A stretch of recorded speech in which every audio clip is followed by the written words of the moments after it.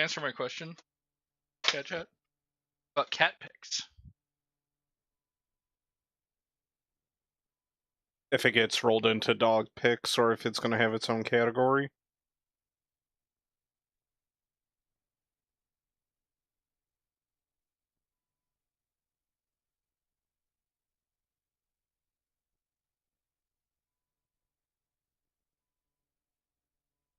Enoch say he ain't got no idea. Fair enough. I feel like you can just have it be all one thing, just for the simple fact of if somebody gets upset that there's cat Yeah. pictures and dog pictures together, that's on them. I mean, it's not a cat. It's just a very feline dog. It identifies as canine.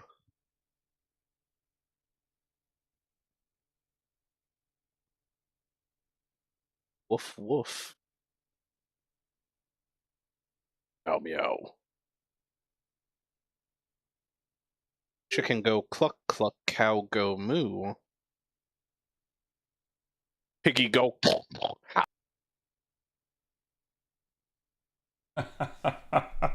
I was not gonna let him finish that. Hello everybody, how's it going? Field Earn, thank you for the resub, buddy. I appreciate it. How's my June been? June just started. Let's keep it at that. I feel like time's moving fast enough as is.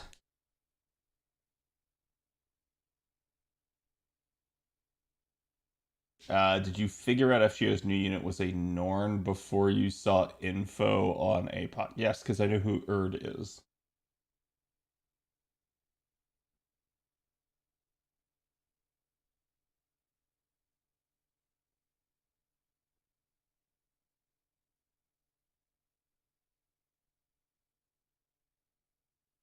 He's feeling the urge. Yes, I am. That'd be a good stream title.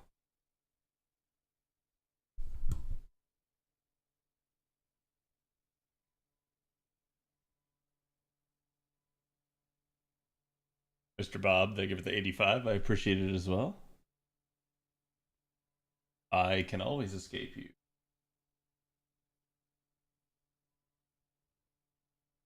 Thank you to the follows that I had while I was offline.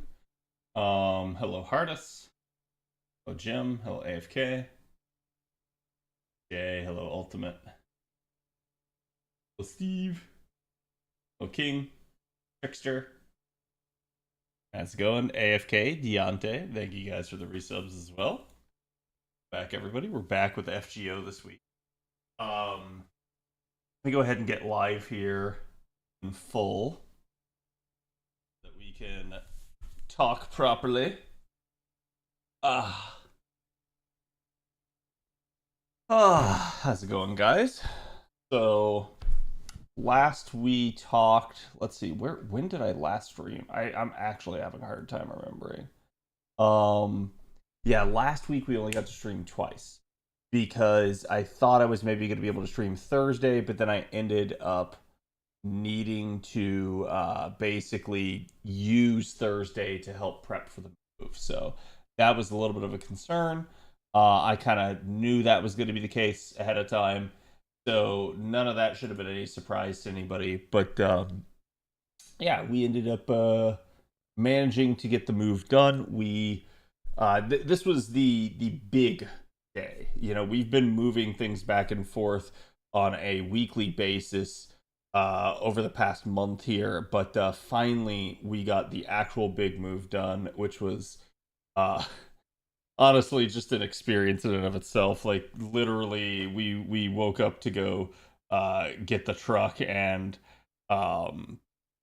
it was so funny because we got like the worst truck imaginable that the guy could have given us. Everything was rusted. The like back gate to the truck was bent.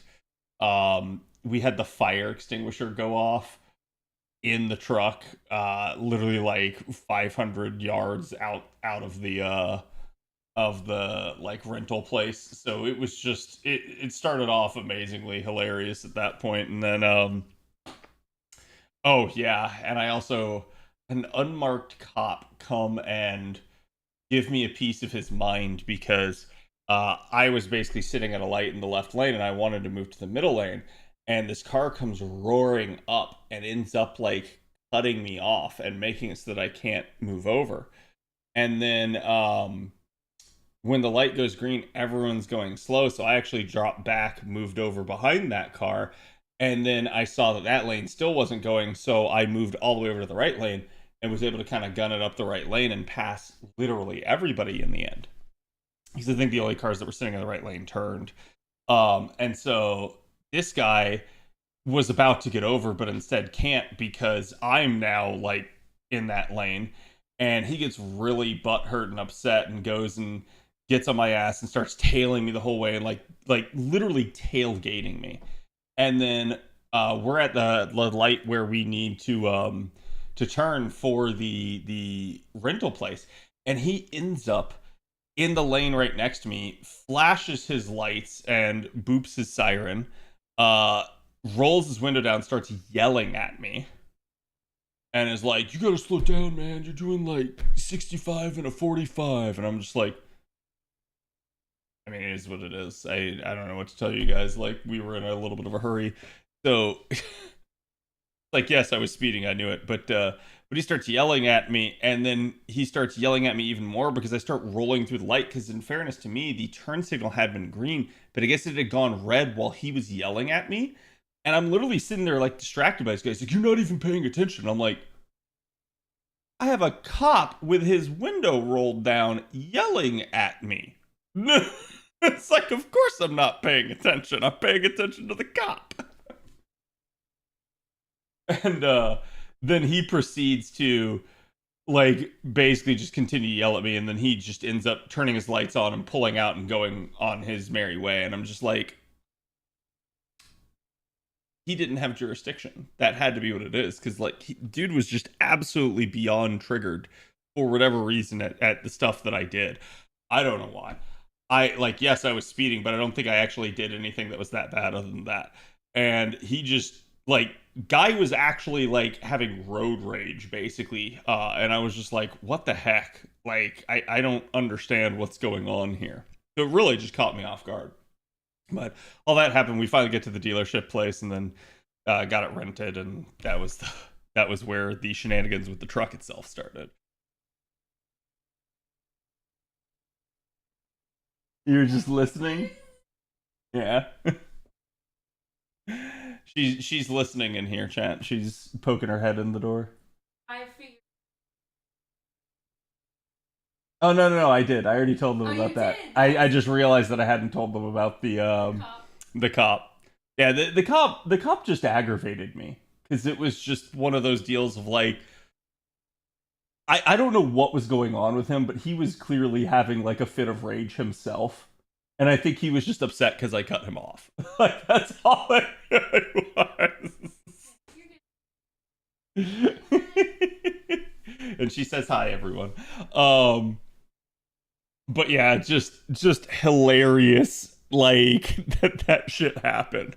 And at the time, like, I'm a little bit scared because I'm like, what the heck? Like, what is this guy doing? And like, is he gonna give me a ticket? And I realized, like, he's not gonna give me a ticket because he can't give me a ticket because he would have if he could have. He literally either wasn't on duty and able to, or wasn't in his jurisdiction. I think it's just he wasn't in his jurisdiction.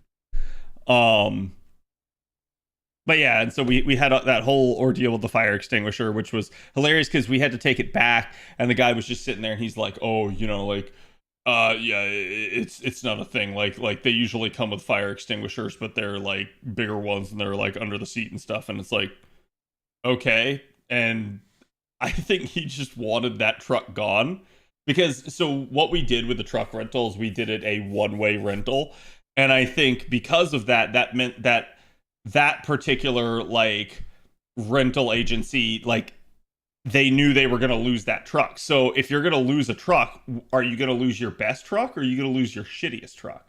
you're gonna lose your shittiest truck. So they give you the shit one, knowing full well that it's not going to be coming back to you. So that's the one that we got. And thankfully, everything did after that point work pretty well, but it just was kind of hilarious how all that worked. And it took us quite a bit to get the truck loaded, but I thought we did a great job with it. Managed to get everything over here. As far as I can tell, we have no damage on any of the items, which is fantastic.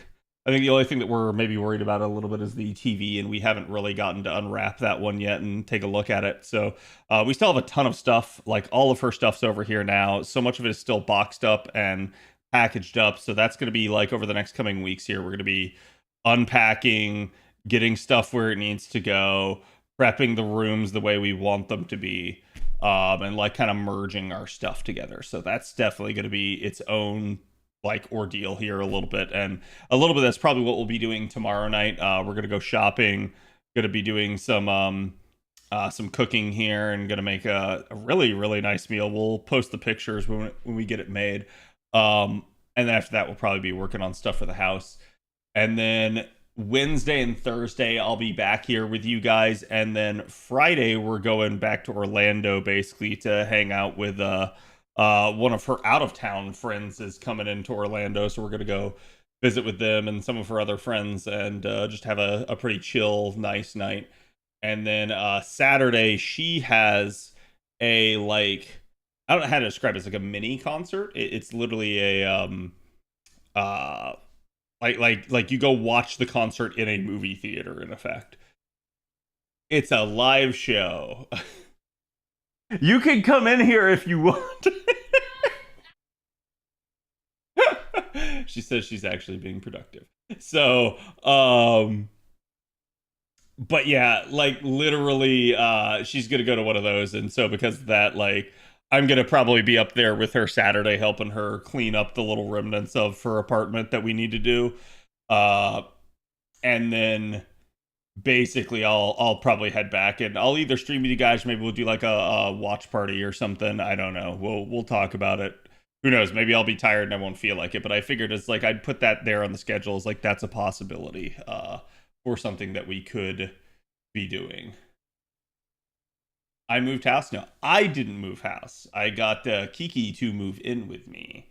So she has moved house in effect. But that was a big to-do that we've been doing now here over the past like month or so, because we've basically been having to arrange all of that. It was at least a sizable distance, and it was something that it kind of happened unplanned at first. Like, we had been talking about it already, but it wasn't something that we were probably going to pull the trigger on that fast. And then it kind of circumstances changed, and we're like, okay, let's make this happen. Our doggo's happy. They're doing okay. We've actually moved with their cages, and I know like dog cam isn't working, and I'm sorry for that, guys. I've been trying to figure out why, but I think it's literally the case that the camera that I use doesn't work on the new like was like IP6 or whatever internet connections. It's really odd, so I don't get it, but I've been trying to troubleshoot that as best I can, but it's admittedly a really like crappy third-party camera, so I don't know if I'll have to buy a new one or not for something like that. But yeah, they're doing good. We've basically moved them, so instead of being under the island in the kitchen, they're now going to be like kind of over here by the stream room, just right outside of it. A little bit near to what I would say is like the front door. And then that's like opened up the living area quite a bit more now, and we have like her nice big sectional couch in there. We're going to be doing a lot of stuff with like the TVs and everything. We're going to be putting in probably like some sort of like bar stools or something, so that we can actually use the kitchen island for like eating and stuff when needed or when entertaining. So definitely got a lot of changes coming to the house, but I'm looking forward to it. It's stuff that I think we've been needing to do for a while.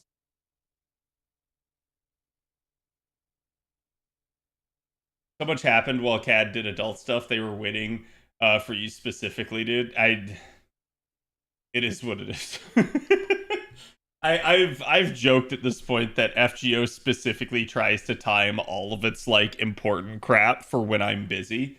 I don't think it actually does, right? But it's just one of those things where it's like, man, my luck could not be worse in terms of like content coverage and creation for it. So a little bit, if you guys have detected more of a like lack of caring or lack of trying, that is where a lot of that comes from. It's like if I know I'm not going to be like relevant within the first like 24 hours of the news cycle, there's not really much point. So it's like I still talk about it with you guys, but I don't try to go like crazy on that sort of thing.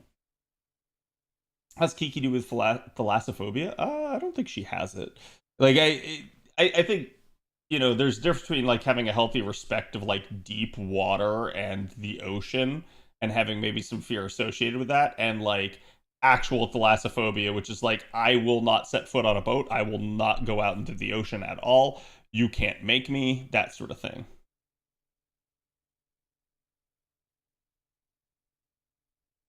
Taxes? No. Tax season's thankfully done, though admittedly, like I exclaimed before, I had an extra return that I had to do that took me an extra month beyond that. Because it was a very big one.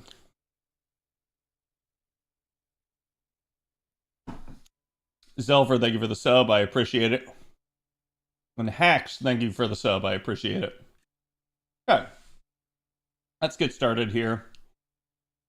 I do need to spin some AP down. Well, I guess could start JP story. Chat, without spoiling me, how long is the JP story?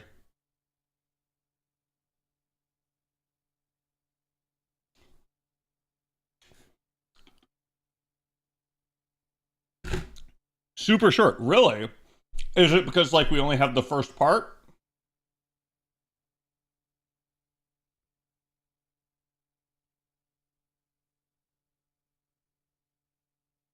Okay. Then maybe we back out and we go do that.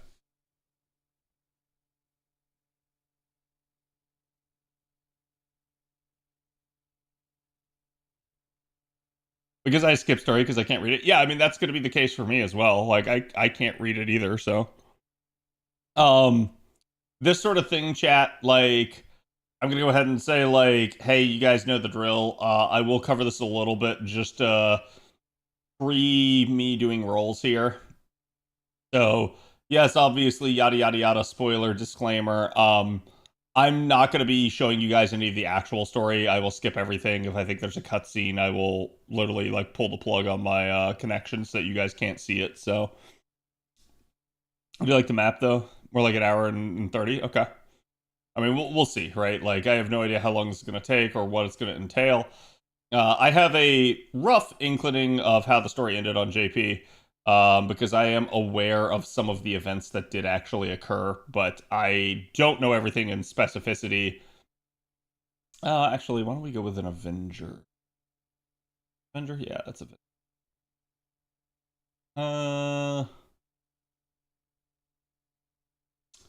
Do one of those.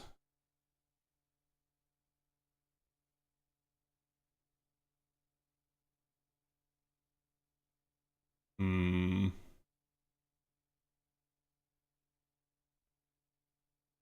No, wait. Let's do that. Get Salter out of here. Maybe like a 2-star. That'll work. Yeah, I actually haven't finished the Mystic Code on JP. I've been casually using it and working it in when I can, but I didn't get it done during its event, which was sad. I probably should have tried to.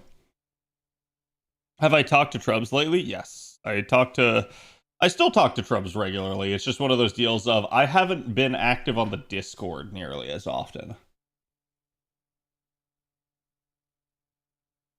So, Trubs gets to talk to me about as often as everybody else does.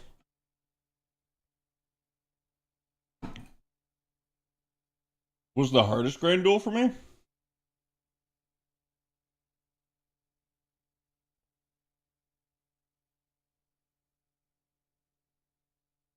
Hmm.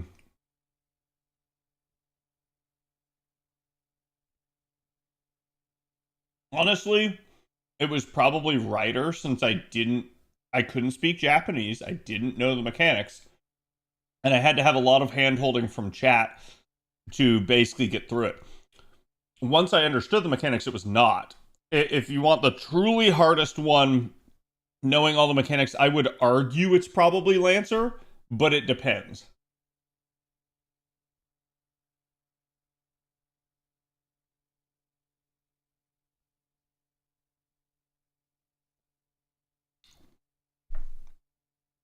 Is this just going to be me going back through and beating the bosses with the various singularities?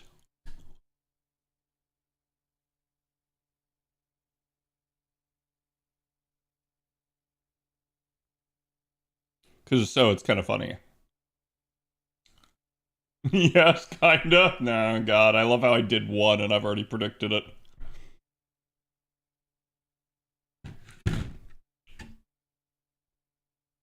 Hope you love Memory Lane. I do. Like, I'm at least happy that FGO Story is continuing. I'm happy that they are acknowledging the past. I think, and chat, you can agree or disagree with me on this. I understand I hold an opinion that is not the same as everybody else, but my opinion when it comes to Lost Belt is that while Lost Belt's story is great, Lost Belt dragged on way fucking too long.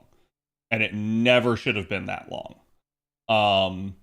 I think that ultimately did probably the most damage to the game in terms of its popularity, is that they let it drag on too long. I get it though. It's part of the like issue with working with people that are kind of skeleton crew, and like in Nasu's case, it's like he doesn't delegate well to other people, so it's like he wants to be in charge of all of it, so naturally that's going to cause some issues, right? That's going to make things a little bit slower to get done. That's going to make things, you know, and that's, to be fair, right? Like as bad as that can be, the upside is that there is obviously going to be a lot more like meticulous attention to detail. The story is phenomenal because of it. So it's like, it's not all bad. But I think I can look at that and I can say, like, yeah, that's definitely one of the issues with Lost Belt, is that it just literally took so long for that story to complete itself. Am I excited for Monster Hunter in 2027? Yeah, I like Wilds. I think I'm one of the few people that actually truly does. Because I think it makes picking up newer weapons a lot less like of a problem. But I understand if you're someone that just liked Monster Hunter for the hardcore aspects of it, you probably don't like Wilds.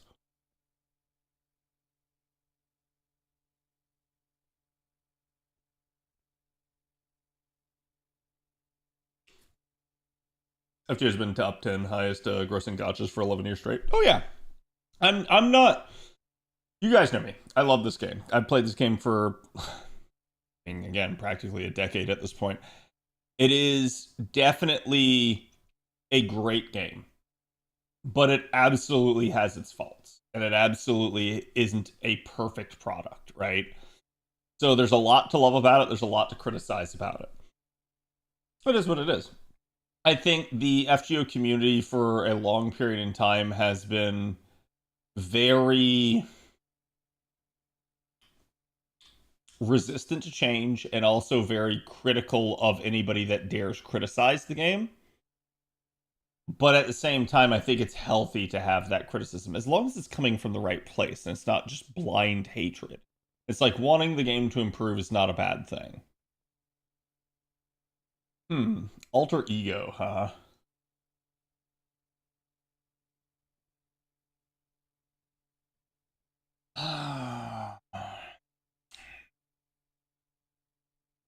Surely it's just going to be a singular alter ego, right?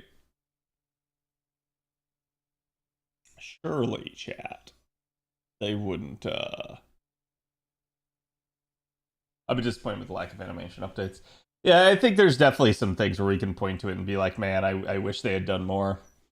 Onimusha, The Way of the Sword hype, yes. I haven't seen a lot of the new trailers. That's something I maybe want to do at some point, is either find the time off stream or while I'm here on stream with you guys, find the time. This is definitely a trip down memory lane. Spoilers, chat, if you guys haven't completed Septum in London. Definitely some interesting stuff going on here, though.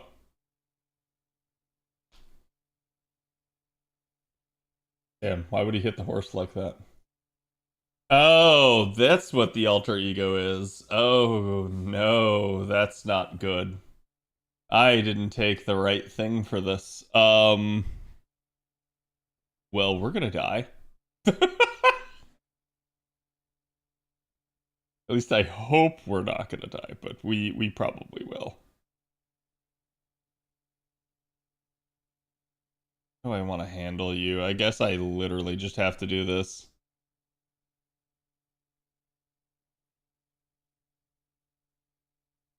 I am gonna have the extra attack, so we're gonna go with that.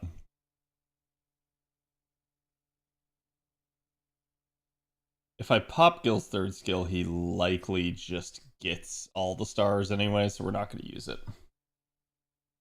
I've missed logins and stuff. I haven't missed any. I have to apologize, chat. The one thing that I haven't done, and if you've noticed it, forgive me. The one thing that I haven't been good about is I have not been good about updating my support lists. But I have still been playing every day. I've still been like keeping my AP down and all that stuff. So it's like, it's not that I'm playing the game any less. That is the one thing that I have let slip, and I apologize for that. Especially as we have definitely had like some reruns where it was like, oh, CAD probably has all the Cs. You're right, I did. I did notice that, yes, I'm sorry. So I aim to be a little bit better about that. That was just something where it's like, I really could not be asked to in the middle of like everything else that was going on. So I again apologize. I know that was not ideal of me. Oh, it's not his upgraded third skill. How unfortunate. Okay, we're gonna do that. Hopefully I just have to like shotter here. It's definitely interesting because I had no idea what this node was. I went to blind and it's still probably gonna work.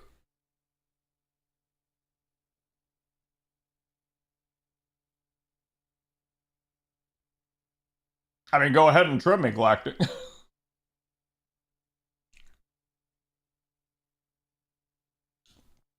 Are you asking, will I roll for Erd? Yes.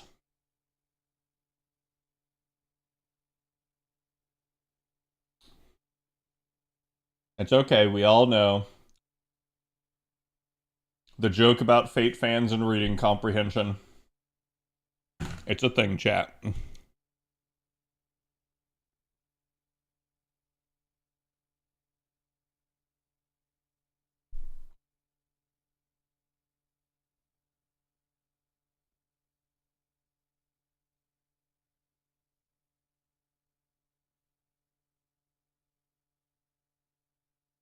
Hmm.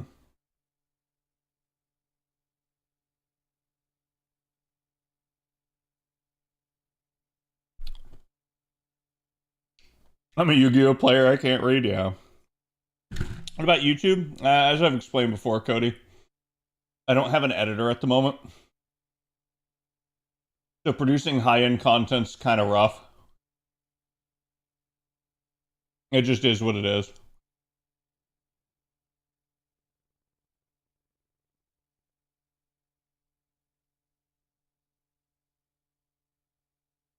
And I truly have not had the time to actually be able to make content myself. Like, I could do it the old way I did it with, like, just bootleg recording and one-shot takes. I'm definitely someone that's capable of doing that stuff. But, and here comes the unfortunate truth, chat. That is a lot of effort to do on my part. That effort was being met with videos that would get like 200 views. So all the effort necessary to make and post said video was not worth the effort. Like, when all you're getting is like 200 views on a video, it's not worth it, chat. And that's the sad truth. Now, I have to take some responsibility in that. But I also look at that as like that's just the way that the popularity of the game shifted. That's kind of the story of how kind of FGO content creators have gone. I know viewership for FGO content creators has been down across the board. So, and if someone wants to be like, no, okay, this one person's like gone up by like 200%, I mean, maybe it's the case. I don't know. I just know that at the time when I was looking at all that stuff, that was my observed pattern. So, it is what it is. Yeah, let's go with. Yeah, let's go with OG.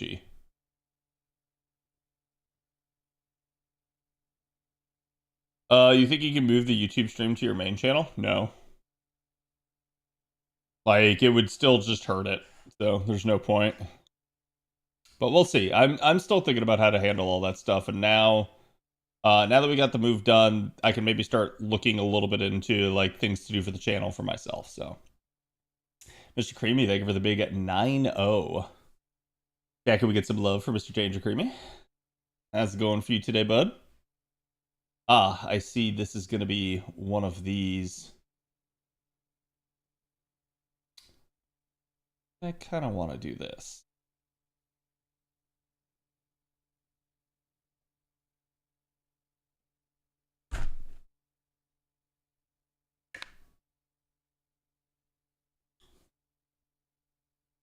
With the time got the unit event analysis is also available from JP already. Yeah, I don't know if chat had realized that too, but so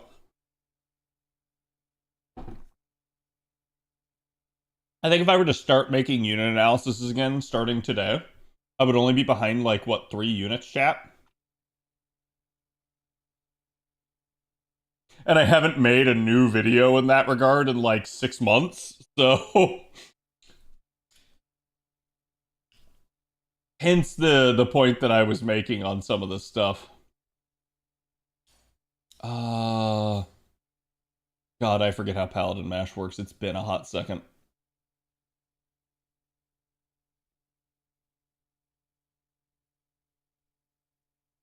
Yeah, that's charge.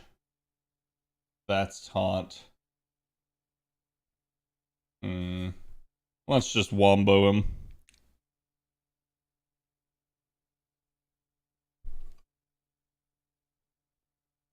We hit triple digits? Yep.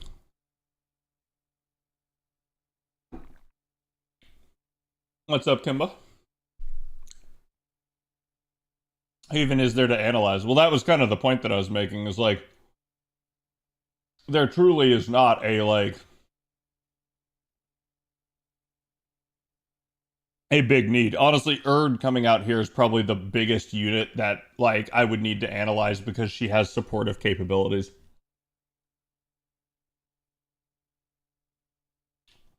I think FGO is in a transitory stage that shifts focus from Cosmos into Lost Belt. Do you want the, like, fan of FGO answer, or do you want the actual, like, unfettered truth?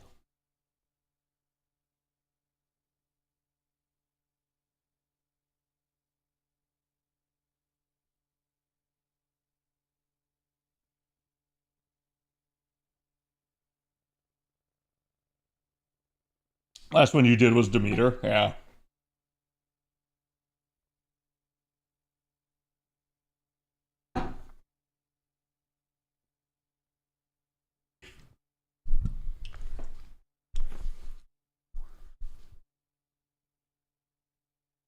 Last year, FGO had 1 live stream almost every month. Now there's only been 4 streams in 5 months.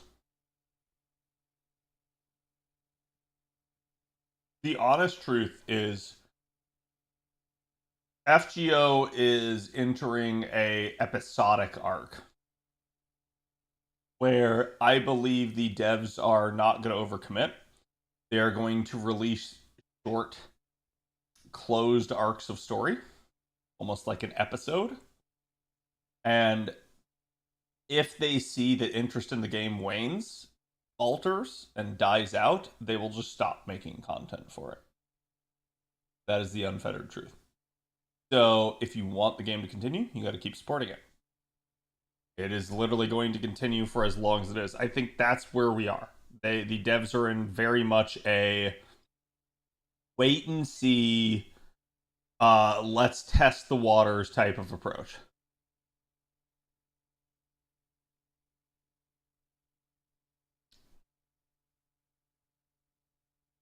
FGO viewership already compared to most other games is pretty niche with mostly JP audience to it. That to be fair, it didn't used to be that way, but it certainly has become that way.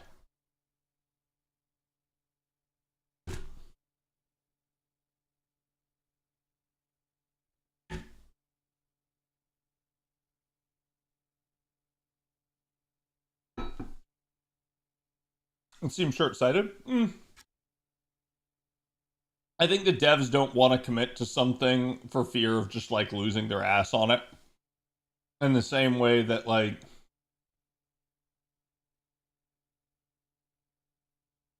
I think the players are looking for some measure of assurance that the game keeps going. So it's mostly like each of us has a gun and we're pointing it at the other side. And we're daring the other side to blink. So the devs are daring the players to blink and the players are daring the devs to blink. It's very weird.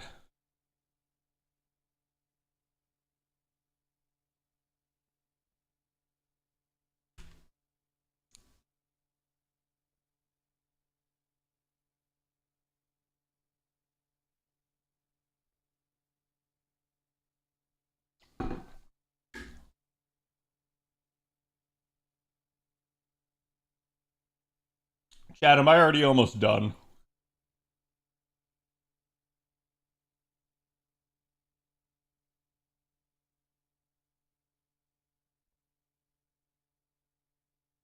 Moved on to Nikkei now. That's fair. So how's it going, Cog? 4 9s? Okay.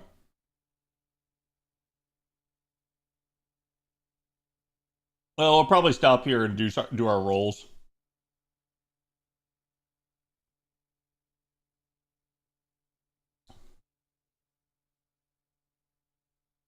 Yeah, will this be the first servant you've summoned since Logres? I summoned Demeter.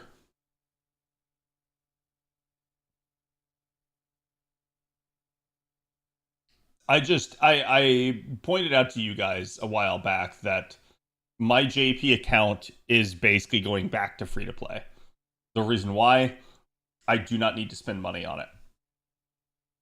It's the honest to God truth, chat. Like, why would I spend money on FGO at this point? Doubly so when it's the second account for me, right? It's because literally both of my accounts are that stacked, I do not need to. There's no point to it. Yeah, when we do our deal call too, I've actually been thinking about that. Though I will say you guys do keep asking like every stream.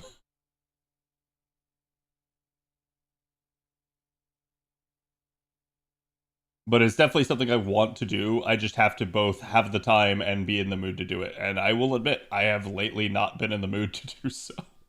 I think part of that has been just everything going on in my life. So. Does she need to be in the front of the party? There we go. Well, I guess she would still work, but let's... I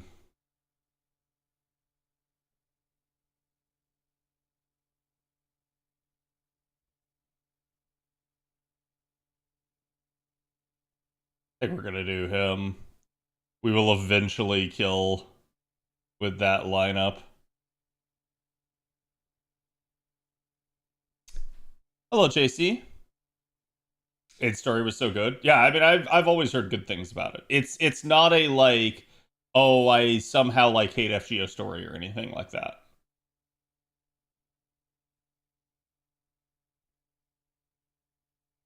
Gonna grab a copy of Space Erish.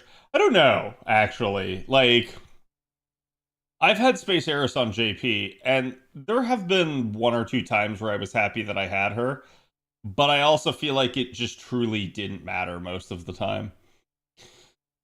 Okay. That's a little fast meatball.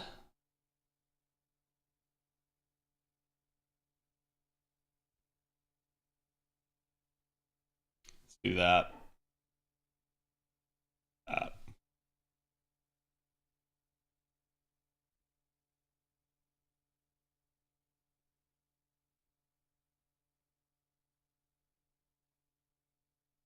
And we're gonna try to loop him as much as we can. Luxury unit. Yeah, I don't know that she's quite a luxury unit, but she is. I'd say she's like mostly that, right? Do you think Erd is a must summon? No. Castoria is not a must summon in this game, so that should tell you everything. I have seen some pretty hilarious takes already though on Erd where it's like, oh, Erd now replaces Castoria. I'm like, does she do solemn defense? If she doesn't, then the answer is no, she does not replace her. So that it's one of those things where it's like Erd is different. That's the thing you guys got to understand. Is she a good unit to have? Yes. Should you roll for her if you don't have other supports? Absolutely. Do you have to roll for her? No. I think her pairing at being a very good archer in and of herself is definitely a nice thing, though.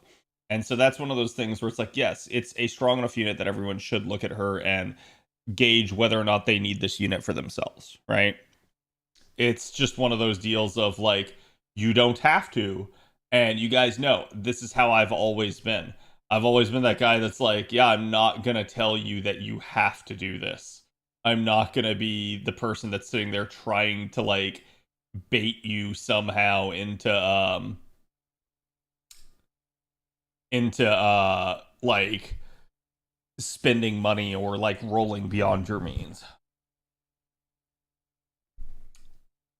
She could replace her in some farming comps, like Summer Buki. I mean, to be fair, that's kind of been the case. Like, we haven't had to have Castoria for a long time now.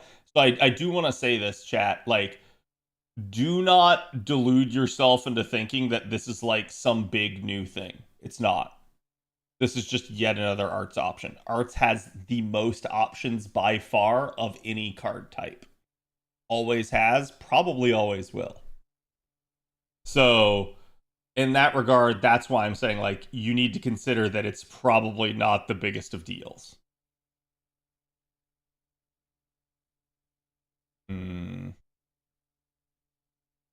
Shufu replaced Castoria? Castoria was replaced before she came out by the buff to Nero Bride. There you go, chat. I've beaten you at your own game. I have seen some interesting comparisons, though, between Erd and, like, Tamamo. That, I think, holds a little bit more credence, where Tamamo has definitely been in a weird spot, especially in the realm of, like, ever since we got Proto Merlin, like, that's been a thing. So I feel like this is yet another nail in that coffin. And again, it's not like you can't use Tamamo, but it almost feels like they're trying to transition Tamamo into like more of a similar stature to like Waver, where it's this unit that's permanent and available via tickets and stuff, so everyone can get her if they want her.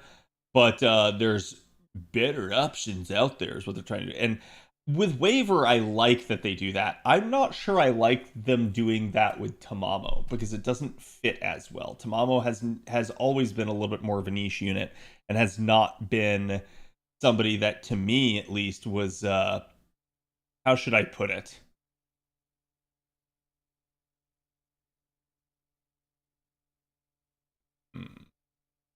Not liking this at all. We should be okay. Really. Give me that.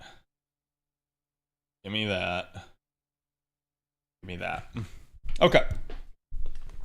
But yeah, so like Tamamo's always been a little bit more of a niche unit. So to me, she hasn't had that broad appeal that someone like Waver had. So I don't know, right? She was already 5 feet under. No, see, that's usually the rhetoric that I disagree with. There's a lot of Tamamo fans that want to like self-flagellate and be like, oh, Tamamo's already dead. And I'm like, no, she's not. If she were, you guys wouldn't still be playing the game and still be using her regularly. And I know plenty of Tamamo fans that do. So to me, it's one of those deals of like, yes, this is another challenge. I do agree that like Tamamo fans should be upset to a degree, but I don't agree with the rhetoric of like Tamamo is dead. Because it's going to take a lot to actually kill Tamamo.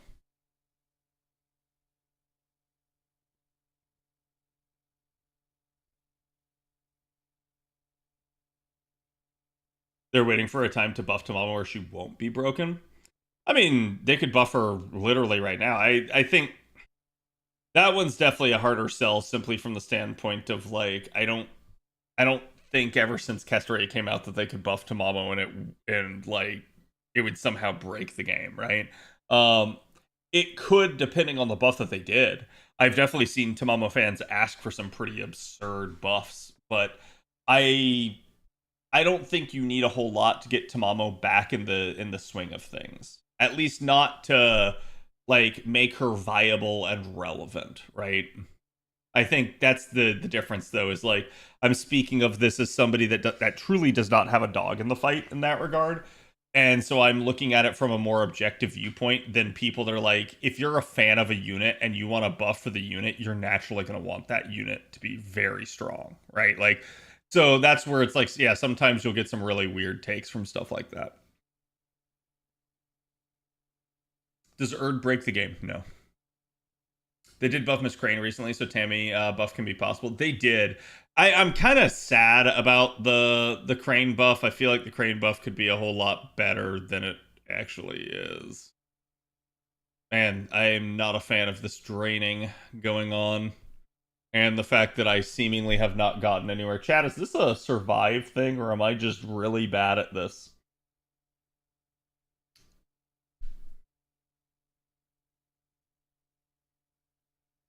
Because it's feeling like I'm just really bad at this.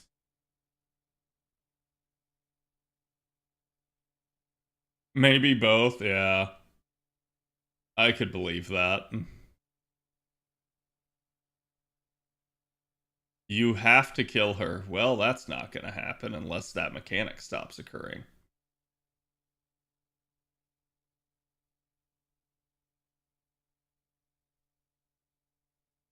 This is what I get for underestimating a fight.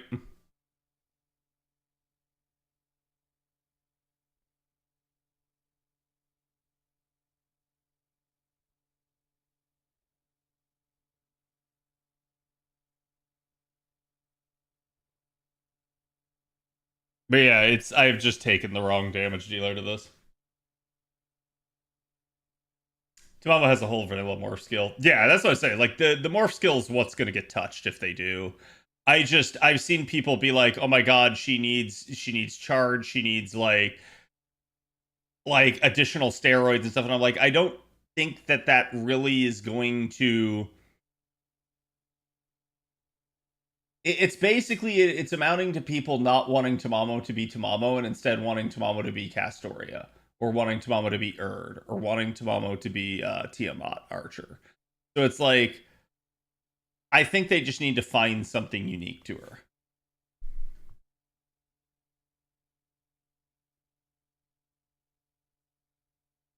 I mean, that's all good. You definitely don't have to.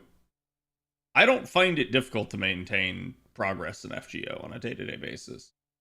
But I think with all things, you play a game because you have interest in it. Wait, chat. Did I get kicked out? Was I supposed to like beat her before that point?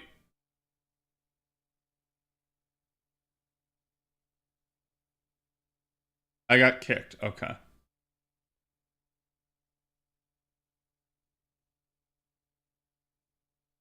What about the David buff? We'll talk about the David buff in a minute. I gotta look at it again because I don't remember it, honestly. I am being upfront and transparent with you guys when it's like, hey, I know there was a David buff. I remember seeing it. I don't remember what it was. So it's like stuff like that'll definitely happen to me every now and then. I truly do not want Kiyohime as a support. I Chat help. Chat help. Needs help, chat. I don't want to use Kiyohime. Help me.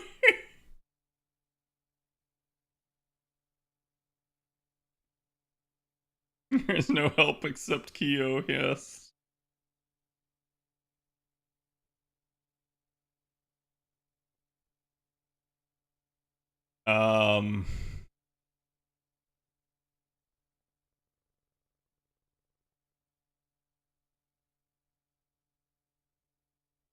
Actually, that might not be the worst idea.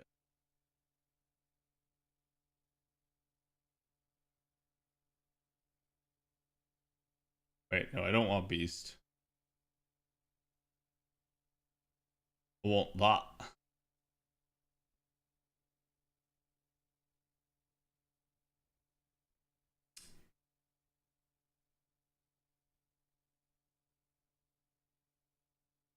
Take Kyo and you like it? Yes. How unfortunate for me.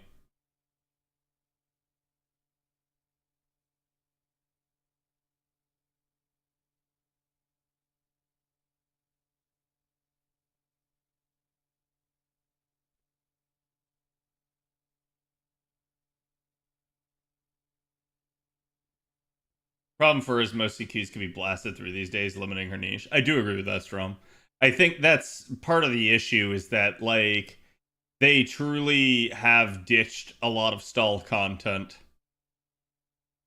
And if anything, they should artificially make some stall content. But I am very much the same person that has argued that I'm not a huge fan of, like, fights that take an overwhelming amount of time.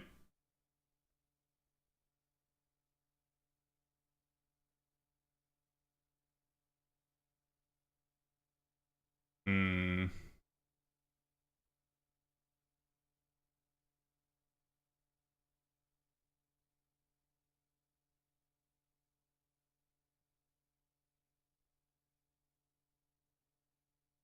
I have no idea if I'm supposed to do MASH here or not, but we'll use her Noble Phantasm anyways. Tower events, yep. Yeah, they've really stopped doing things like tower events. Thank you for the resub, Shaq. I appreciate it. Way to force us to use bricked 3-star force supports. Yeah, I mean, things like the 4-story supports I'm okay with. I think they've gotten a lot better with them, at least, because I think they realized that they aggravated some people with how they were doing it.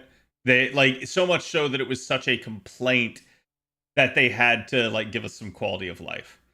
Sorry, is this thing a Dindin Mushi?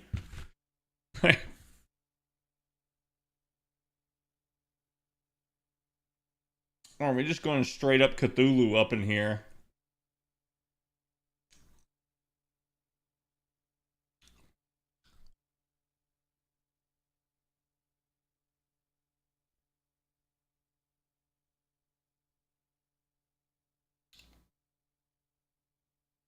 Because new players complaining.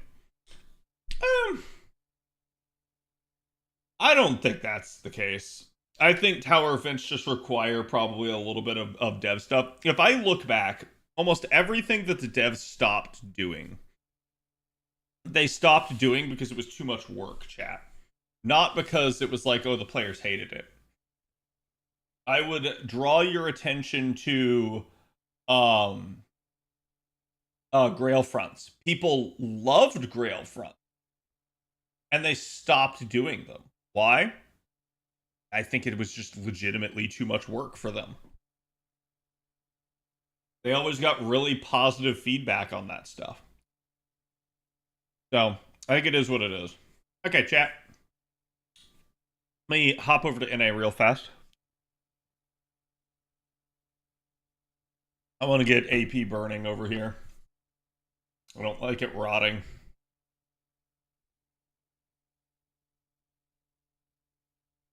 They also had a lot to do, yeah. So I think it's like that's truly the the answer to a lot of this stuff is that they truly just are not well staffed enough.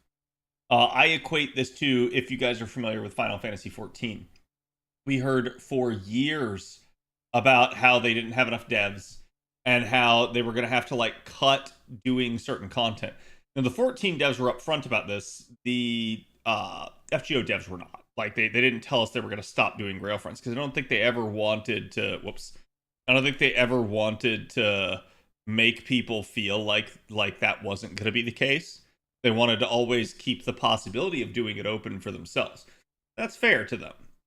But the 14 devs would straight up tell you, it's like, yeah, upcoming this expansion, we're going to be producing one less dungeon per like patch cycle.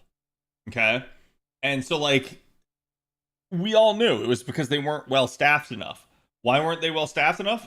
I don't know. It was just something where they were like basically, I think Sony was milking Final Fantasy XIV. And it looks like we kind of have a similar deal with FGO at this point, where it's something that they know makes a lot of money, but they want to invest the bare minimum in it. And I think that's such a like colossal mistake on their part. They should absolutely be trying to like pump assistance and funding into FGO in the sense of it clearly is a revenue generator for them. It literally bankrolls them during certain years. So it's like I truly wonder why they haven't like gone up to Nasu and be like, Nasu, you need help. Let us help you. Like, help us help you type deal. And they may have, for all we know, and maybe Nasu told them to go pound sand. We don't really know the story behind the scenes. But I look at that sort of thing, and I'm always surprised that they haven't kind of remedied the lack of developer situation that they have had since COVID. So I think they are smart. I think there's extra factors there that we do not know about, and we cannot possibly know about. We can guess at them, but all it is guessing. It's pure supposition. Hello, Arch. How's it going, bud? Nice, Coney.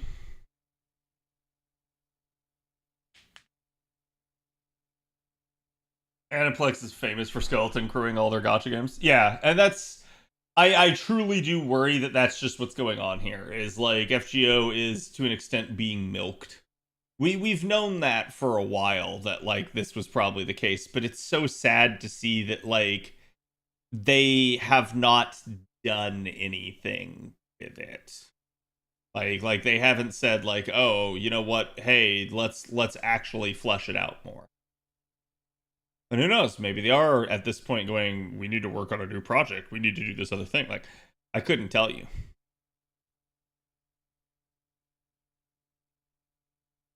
I'm still optimistic about FGO's future, but I've come to accept FGO for what it is, chat. I am under no delusions about what this game can be, nor what it currently is. So, I think there are definitely times where people do get delusional about the game, and it is what it is. It's because they're such big fans, right? Like I myself am a someone that I would consider to be a big fan of Fate in general. So it's like I want the game to succeed. I truly do enjoy it, but I recognize that what I want and what actually is are two different things. So it is what it is.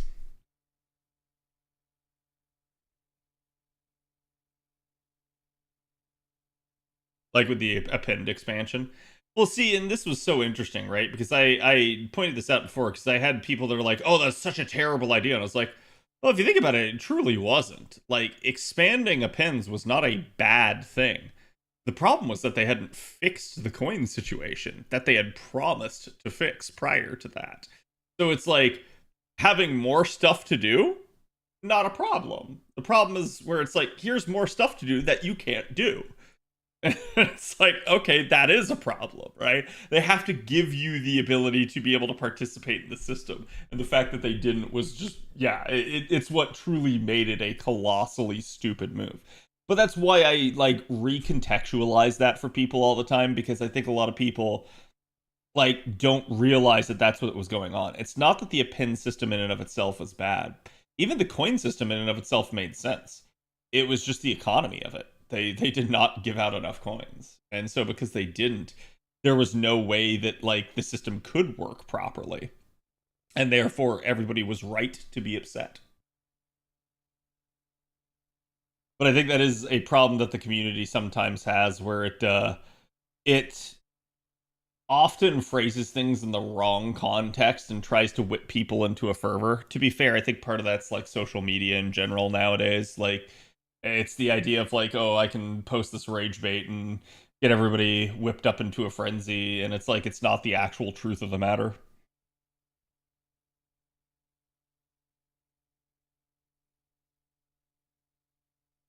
That will lower our profit margins. Yeah. I heard at least the Xbox presentation was pretty good. It's so funny to watch how Xbox literally buried itself and is now digging up its own grave. And I'm like, good. I've said this before and I'll say it again. It's like, I don't hate Xbox in and of itself. I don't like Microsoft. I don't trust Microsoft, and nobody really should. But if they start making the actually right moves and start being pro-consumer, I'm not going to get upset with them over that. Good for them. That's a good thing for everyone, right? So, yeah, I am very much tired of this race to the bottom type of mentality that all the like producers seem to have now in video games. It's so insane to me. It's like, hey, I just fucked up. Bet you can't outdo me. Hold my console. let me go outdo you.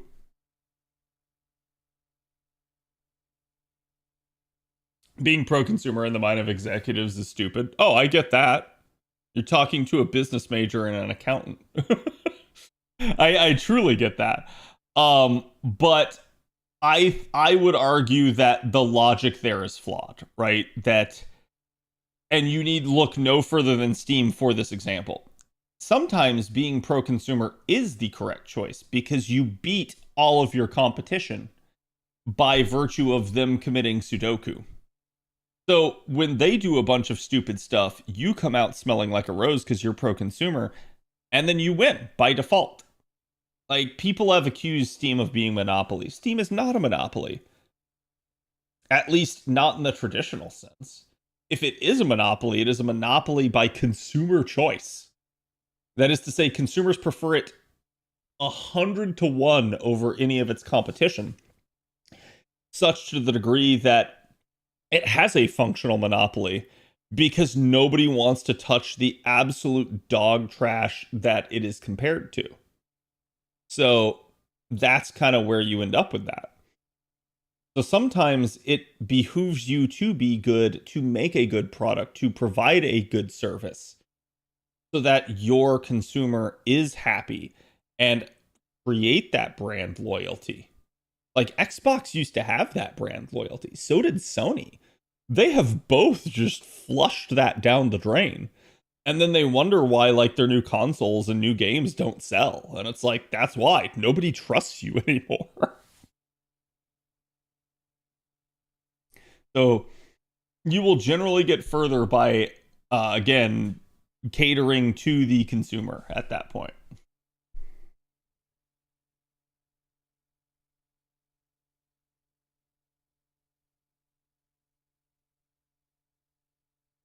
That is, I think, a lot of the problem with it, Sino. I think there's a lot of, like, short-term viewpoint now, which is not what I was, like, taught with.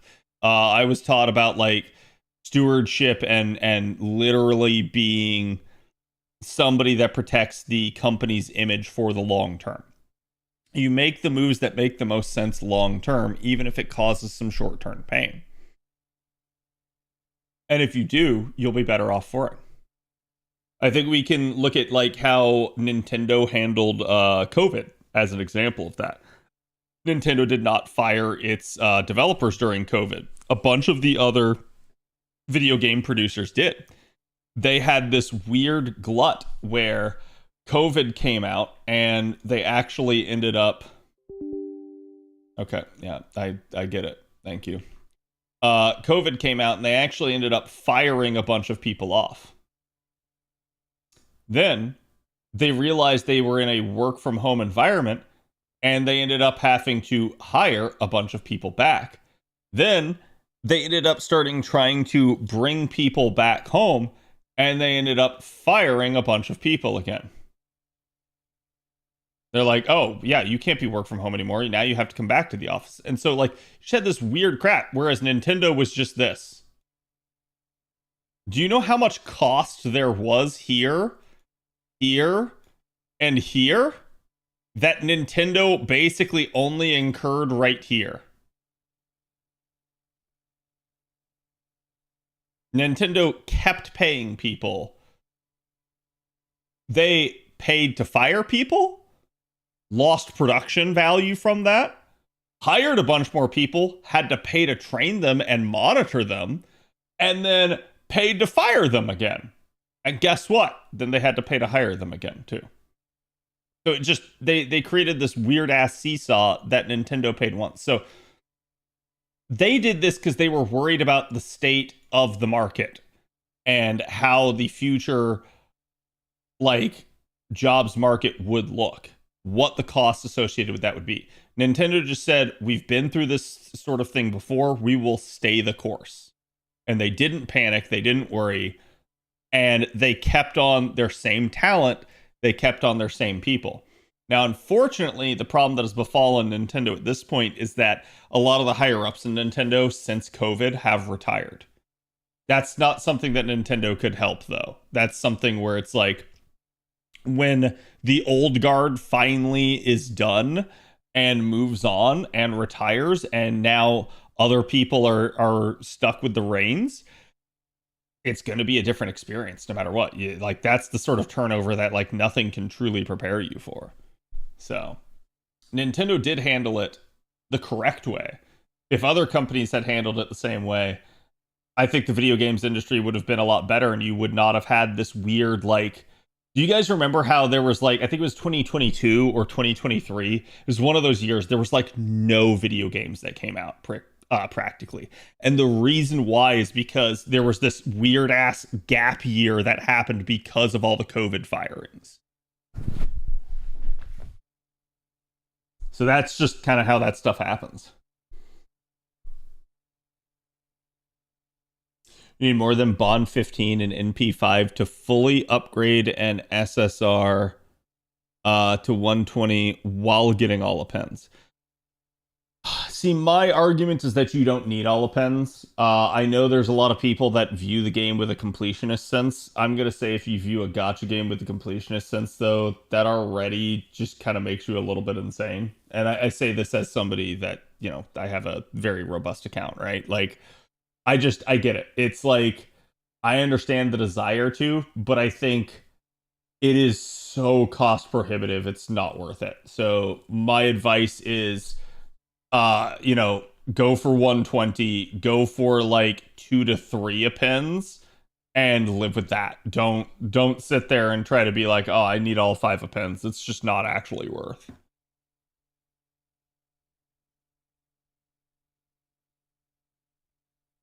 I need that append that's useless 99% of the time. Yeah, that's kind of my point. Like, so many of the third appends are just actually not good. It's just not really worth it. I did, George, but I don't really care about HSR. I actually believe that HSR will probably be pumped and dumped in the next year or two. Okay. Let's... Wait, is this an A? Did I go back? Yeah, sorry. We need to be back on JP. Because we are doing the rules now, chat.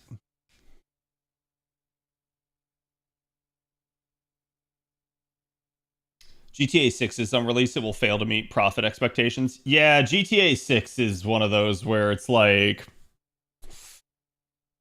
Oh, there's just no way it lives up to expectations because the expectations for it are so astronomical. And I've explained that before, that's like, it's so unfortunate, but this is what happens when you have like one of the most anticipated games of all time. You look at like Cyberpunk, and it was a very similar deal, right? That no matter how good the game is, it's naturally going to have some issues, and people are just going to be so intolerant to any of those issues. Sorry, chat. Let me clear out some of these miscellaneous items in my mailbox. I have also not missed any of my Grail castings, by the way. Somehow. I need to do my June ones.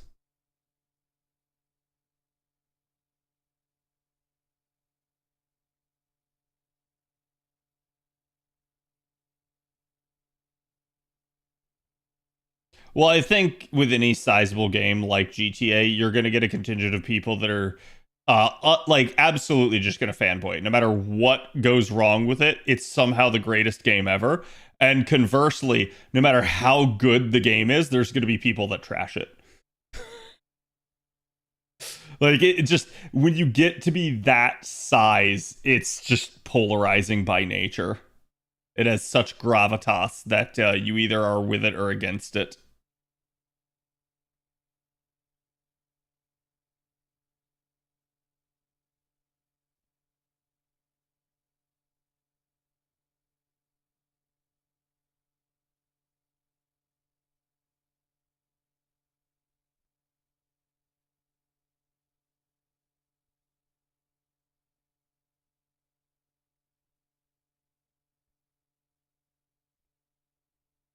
Hmm, 35 days. We need to use some of these.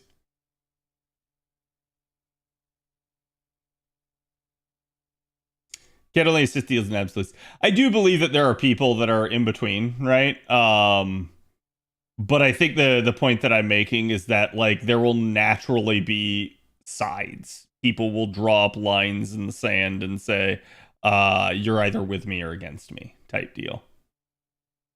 To feed into your reference.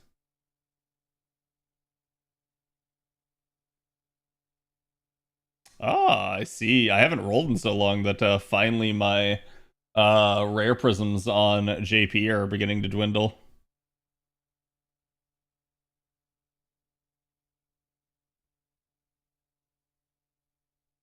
After doing Act 6 of the story? Okay. I can do that.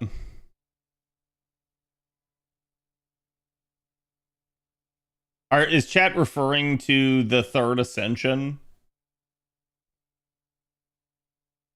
that I have already seen? No? Okay. If it's something else, that's fine. I'll heed chat's advice. I'm just saying if that's all it is, then I've already seen it, so it's fine.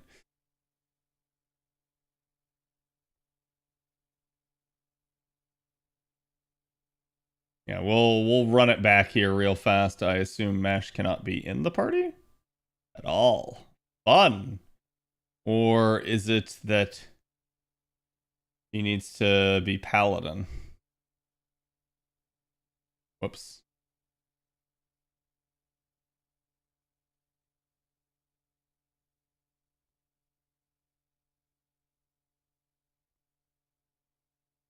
Is she Paladin for me right now? I think she is. Yeah, she is. She's not needed. Okay. Go give me a 1-star.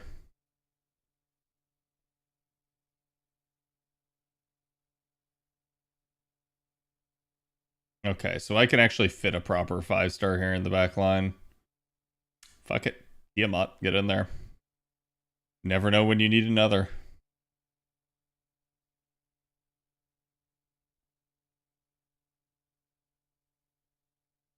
Pin profiles, Moncos? Yeah.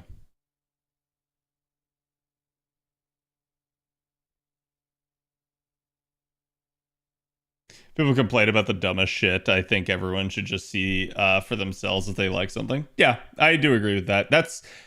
I I think it's so unfortunate that like reviews nowadays are such a like tainted experience because they didn't used to be. Um, but I feel like it's become that way where you either find a reviewer that's really in sync with your viewpoints on things, or you probably just go in blind and struggle bus.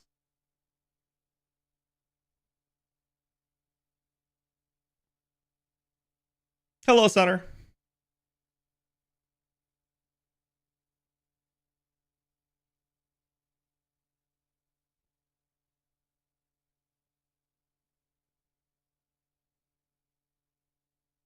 It's because of lack of a trust in the game.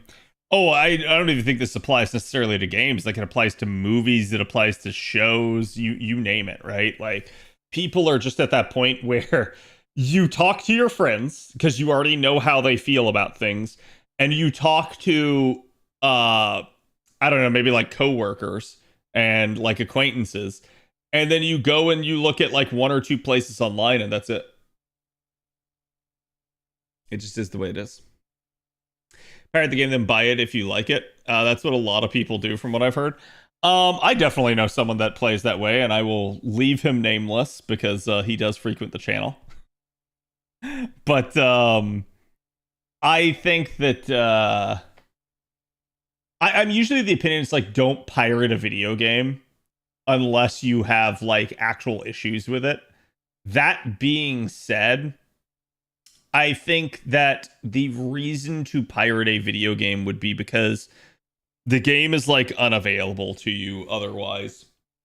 And that includes to me, and I'm about to make a very controversial statement in that regard because I'm someone that's like, I truly believe in like developers should get like their money for their games and stuff like that. But like, I do not like the trend of repackaging old games with like barely touching them and calling it a remaster and then reselling it on a new console for full price. I hate that. I think that's stupid. I actually agree with piracy if you already owned the game in that case. I think that's really, really stupid. So it's like, yeah, if you want to do like a discount or something like that, I get it. Buying the Switch 2 version of Switch 1 games. Yes, exactly. That is so astronomically stupid. Tiger. I just wait for discounts of games I'm unsure of. Oh, absolutely. I'm very much the same way. I'm so glad I took Plug Suit to my checks notes. Unplug suitable fight. Well, this just is a shit burger. Am I just supposed to stay alive here? I can't Noble Phantasm and I cannot swap.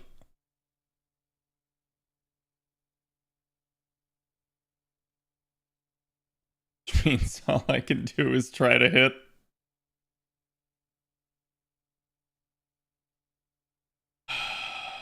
It's so bad no matter what I do.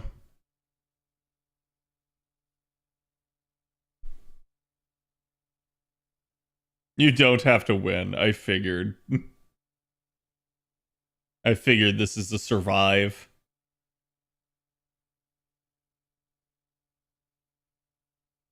No, not Jekyll. Please don't kill him.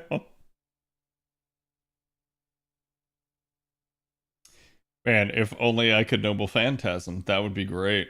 Okay, let me use my saber against an archer here. What could possibly go wrong?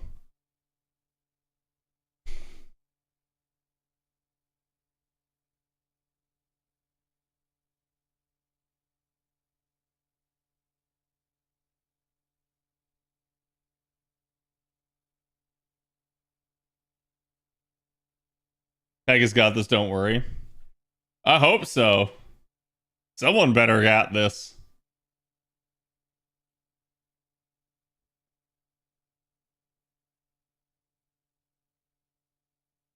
Damn, I was hoping that would give him defense down. I forgot it doesn't.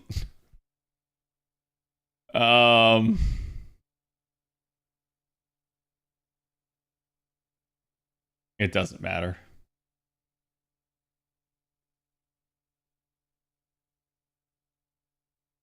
Do you think they'll keep the dead time in the upcoming summer event, or will I clean it up? Seeing how JP didn't like it, I don't know. It's going to be very interesting. Oh, sweet, she charged herself. Oh, joy. Do you think we could get Tamamo Aria this Annie or summer? It's possible. I think that sort of thing is always going to depend on what story they want to tell and whether or not they want to like include them in.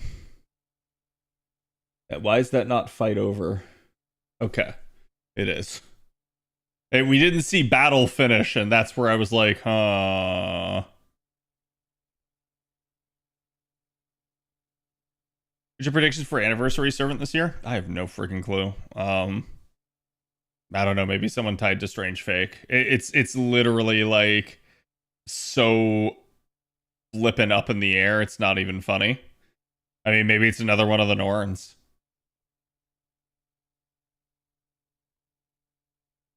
It's already interesting because the Norns are functionally pseudo goddesses in and of themselves.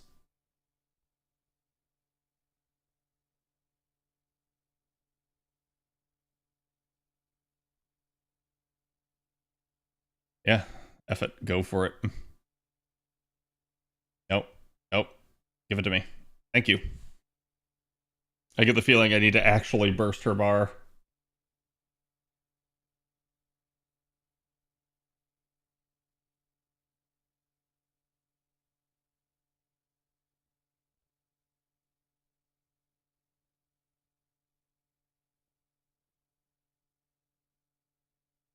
Elo, thank you for the 6-7. Appreciate it. Azrael would definitely be an interesting one. I'm still not sure how I feel about that because to me it feels like it just totally upends King Hassan, and I'd rather like see a merged form with King Hassan type deal.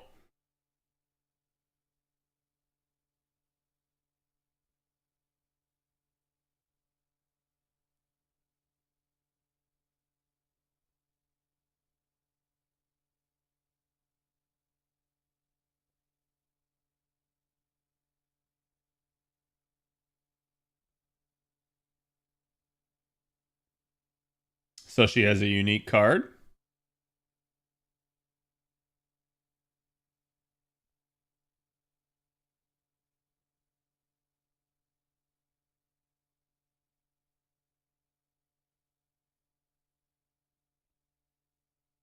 Probably going to be someone we've seen, but that's not for sure. Yeah, it's so like it truly is a prediction this year. Like it's so up in the air, right? Okay, chat, now we're rolling.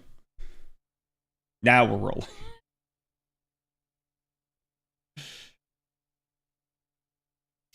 She's who? That's right. Real name. Mm-hmm. Okay, so we have 842 courts. We have 46 tickets. I don't know, chat. Someone keep track because I'm going balls in on the tickets.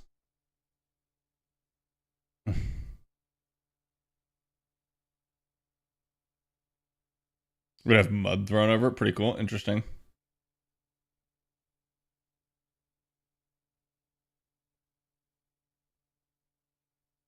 Does she need multiple copies? Well, that depends. Are you using her in a supportive capacity or for a damage dealer? If you're just using her in a supportive capacity, no, you don't. Yeah, no for pity? Yep.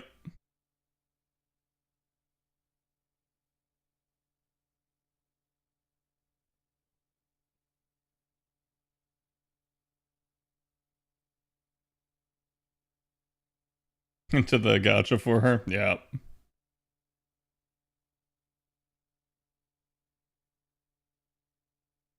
It's so funny though, because it's like it's still pretty clear that that artists do stuff like that for the love of it. Like it's a thing in Japanese culture to basically like support your own work like that.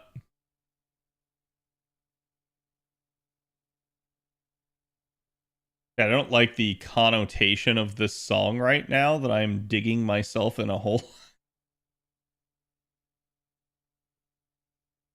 Zania is the perfect business model. Honestly, it kind of does. I think that's one of the reasons that FGO has stood the test of time and has outlasted several other games. Like, truly. I think it's, as much as we would like to criticize, there are reasons that they do things the way that they do. Cervantes. Diva. Oh, yo? Hello? Yep. Kurohime. I didn't get her back on her original banner. That's a very nice pickup.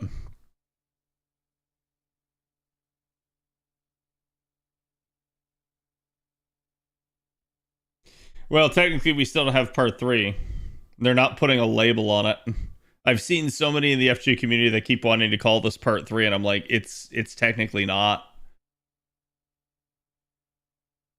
Like, there's no actual justification for calling it part 3 other than it comes after part 2.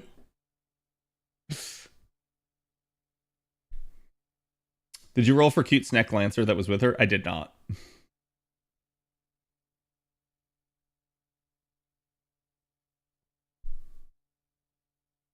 Second best Snake waifu. Well, I have the other one. Doesn't mean it's Arc 3, yeah. Yeah, and if it's truly, like, we'll have to see the rate of release, right? If they already come out with, like, another part here after Anniversary, and then maybe the final part by year end, and then it's like, boom, there's your three parts in this arc, and it's done for this year. I would very easily see that this is a functional 0.5, right? Like, this is truly 2.5, if that's the case. But who knows? Maybe we go into another short arc. Maybe this is just the way that they're going to do things from now on. So it's difficult to say that we're ever even going to see a part 3. We may just see a bunch of mini arcs instead. We may not see anything like Cosmos and the Lost Belt ever again.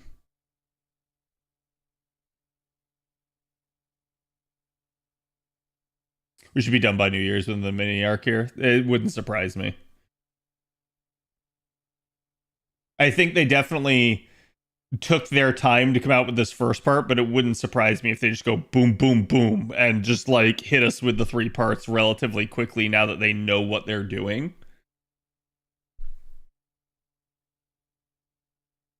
Clyde, thank you for the follow.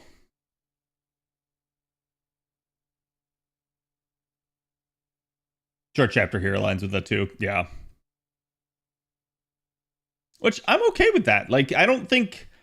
Okay, chat. Unpopular opinion probably here, but not every single chapter needs to be like LB6 length, okay?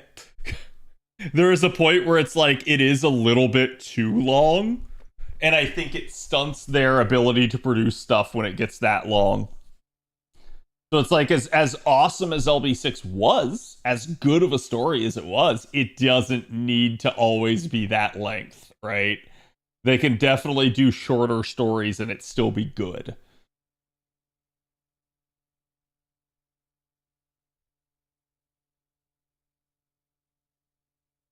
Go the Hollow Ataraxia route? They could. I don't think that'd be insane to do. And I think it'd be an interesting way to explore different things. And Hollow Ataraxia also like to play around with time a little bit too, so... You mean chapter shouldn't be an entire visual novel?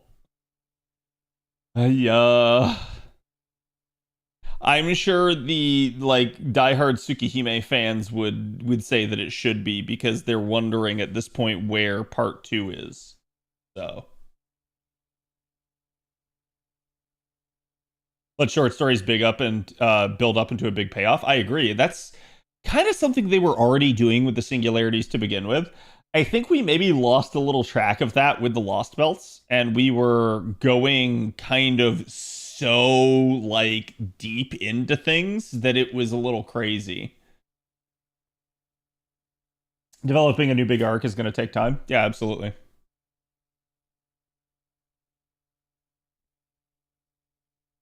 It sure feels like this is an interlude story. I mean, knowing what I know about the ending, literally not knowing anything other than looking upon the presentation of how they're doing this chapter, chat. Yeah, it seems like an interlude to me. It's like, that's one of the easiest guesses of all time for me. So it's so funny. We were actually watching Witch Hat Atelier the other day, and it's something that me and Kiki have talked about a couple of times, but it's this idea that like we should totally like start some channel where we're just like watching shows and picking them apart because we're both so good at it and predicting things. It's really hilarious. So it's one of those deals of like, yeah, when I apply that sort of logic to FGO, I mean, you guys know I've predicted a lot of stuff that's happened over the years because of crap like that. There's very logical routes that people will take a story whenever they're writing it, and there's also foreshadowing and context clues and things like that that you kind of are able to put pieces together with.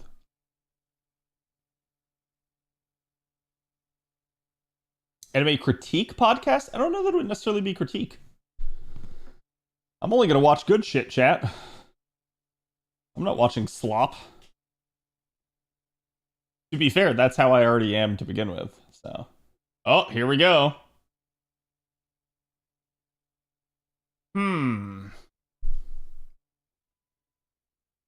So there is our Erd.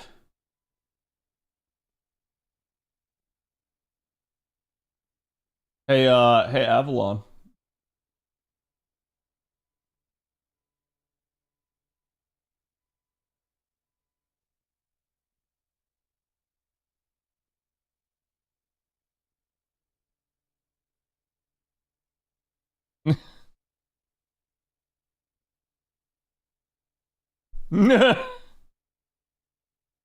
I kind of need to see a comparison.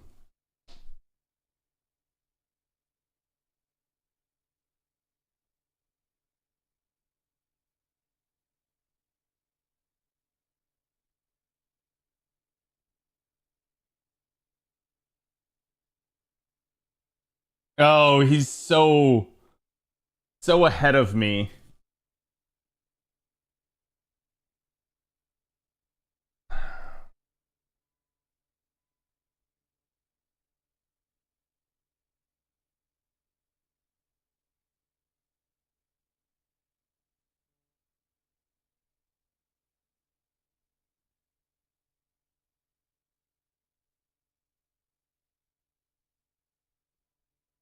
What's the refund like?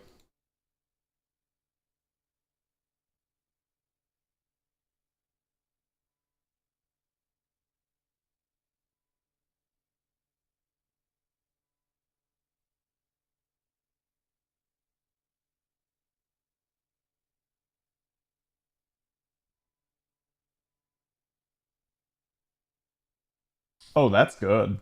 What the heck?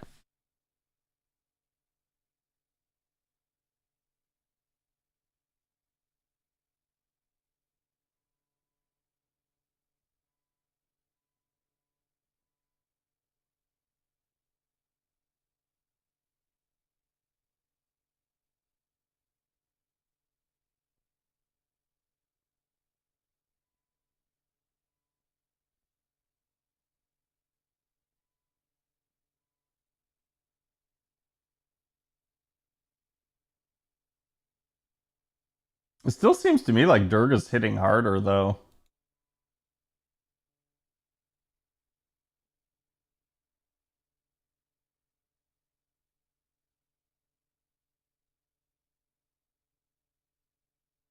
Yeah.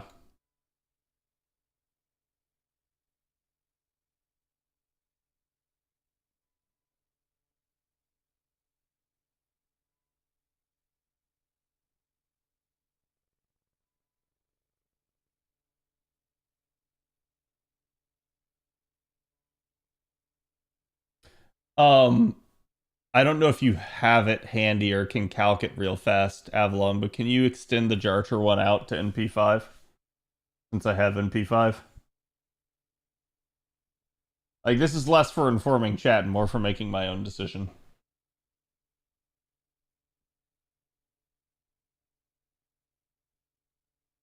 Yeah.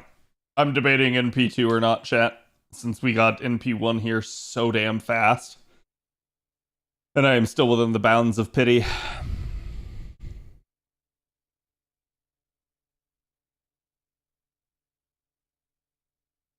Gerda hits harder with her niche, which she can apply herself. If they're both raw, Durga straight up hits harder. If Durga's in niche, Durga's gonna hit harder. Erd, however, as you have mentioned, can apply super effective on her own. So there's just that. Like, it honestly, that's balanced with Durga being situationally stronger.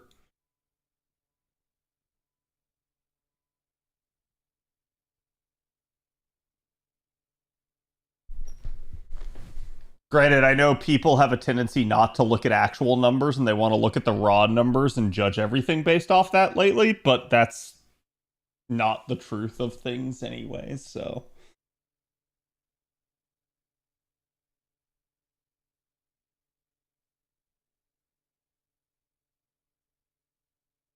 It should be 5 gross, just NP5. I'm good. I don't need an actual hard calculation of mine. To be fair, Jarcher desperately needs an NP like upgrade. It's been pretty warranted for a while.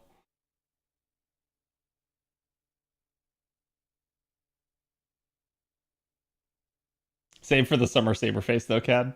That's what I'm debating here. I'm debating between rolling for the second copy or saving for New Year's / summer.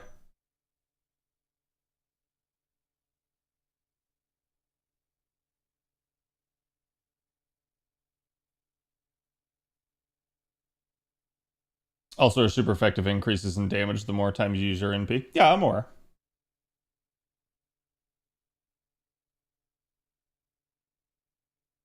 Like, what I, just so that chat's aware, what I'm asking Avalon for is a comparison of actual numbers. And that's where I was talking about, like, a lot of people just look at the spreadsheets that are out there for raw numbers. Raw numbers is a unit under their own power in a neutral environment, aka a vacuum. You will never encounter these numbers. Like, ever. You would have to willfully go into a node with the unit being neutral and not press a button and fire the NP. You can do that. Most people are not going to do that. So the actual thing that we always are ending up looking at is what their actual comp numbers are.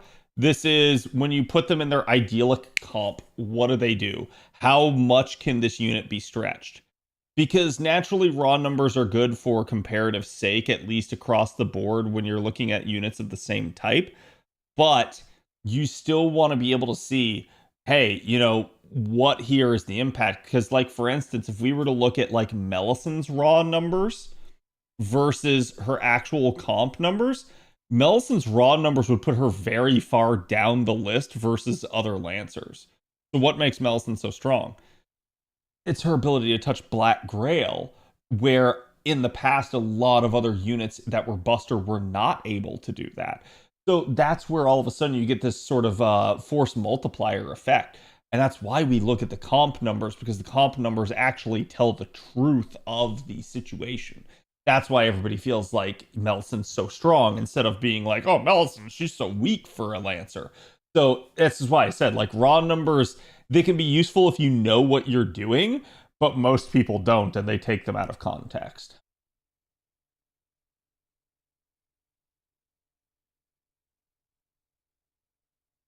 I gave you the Erd comp here as Jarcher can 2 times her skill 1 and skill 3 with her upping her damage. Yeah.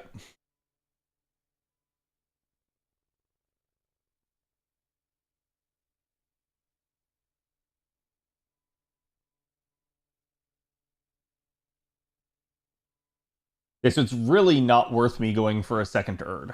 If I need a high damage dealing Erd, I'm going to use someone else's. And that's what I wanted to see, chat, because basically, just to give you guys an idea here. Boom. This is Jar Jar without Grails, without anything else. This is what my NP5 Jar Jar is going to look like in an Erd comp. Okay?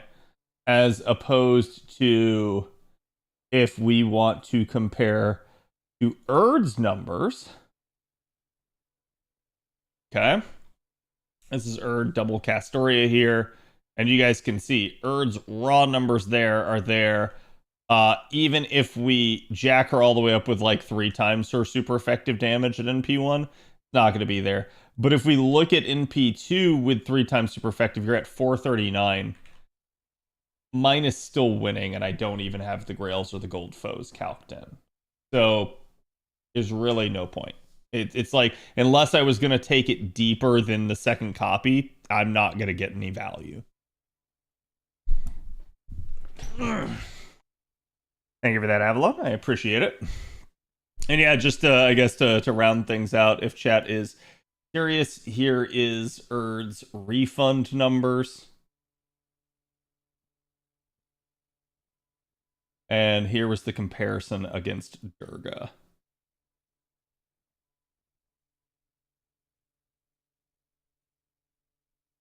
Ugh, I'm sorry. I can't. I hate that song. Especially when he's like at the end, and I'm just like, no. Hope we get more low star units in the game. You gotta understand, low star units don't really make them money unless they make them limited somehow. So I hope it too, but I'm not surprised if they don't, right? Okay, so we are of the mentality here of save. I still have 25 tickets, so chat, that cost me a total of, I think I started with 46, so that cost me a total of 21 tickets. Yeah, it's not bad. Absolutely not bad. Single crowd rise up. And let me...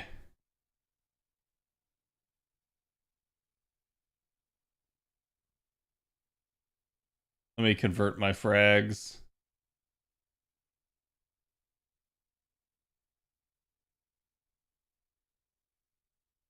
Yeah, so with any amount of courts, which I'm sure we will get headed towards anniversary, I will be looking at sitting on pity and then headed healthily towards another pity, which is ideal. That's what I want. I want at least 2 pities if possible. Erd surprised me. I'm happy to have her too. She's definitely a strong unit. As I have mentioned before, actually we would need to level her. What am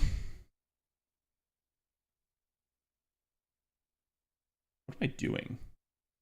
Where am I going, chat? Hold on. Erd. Said Erd is the word.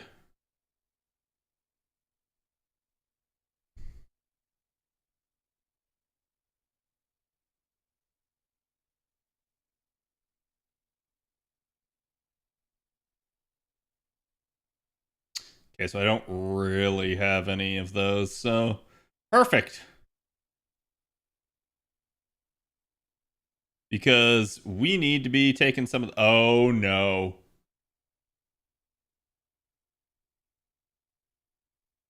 Oh, no.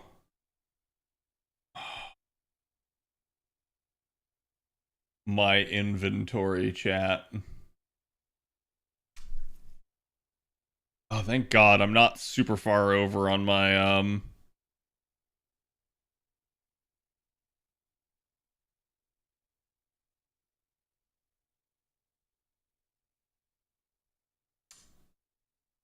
I hate this so much. So this is a weird thing where because it's slotted in to the craft essence, you can't lock it. You have to actually do this, and you can see, like, it still doesn't let you. It's still there. So you have to hit cancel, hit OK, go back, and then I can lock the CE. It's so dumb, and it's only a thing with the auto autofill.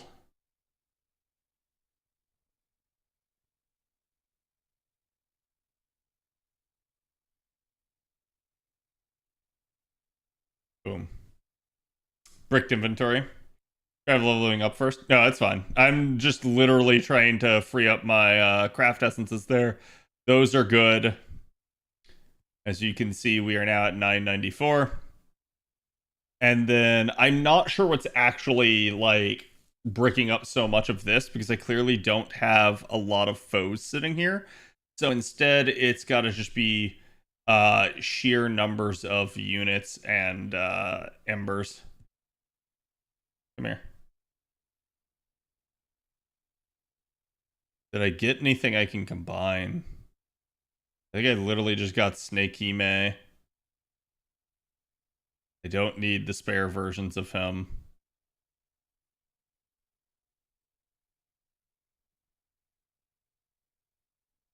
Okay, let's go burn.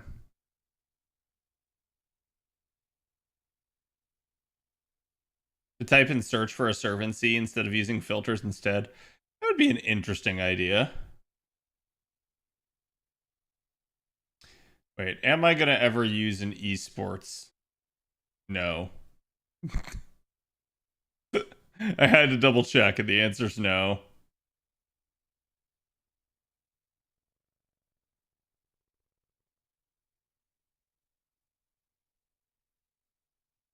Okay, let me go check my second archive. Is my second archive full? So it is. Fudge. I'm just truly at that point where I haven't leveled up a unit in so long that I have to level up a unit, chat.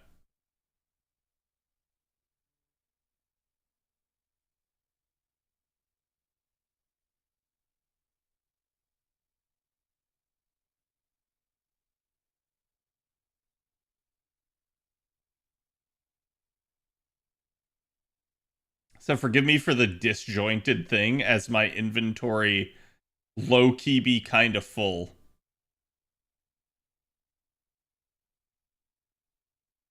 What's up, Frederick? I mean, you guys are always welcome to watch me if I'm not streaming FGO. Just because I'm not streaming FGO does not mean I'm not still around. And again, even if I'm not streaming FGO, you can still ask me FGO questions. I know I've had people popping in asking me about stuff. I swear I passed a ticket somewhere in here. But I guess not.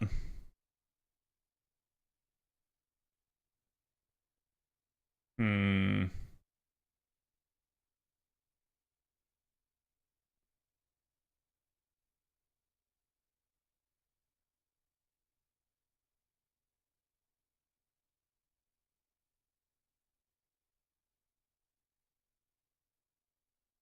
Okay, we got our attack fully fode.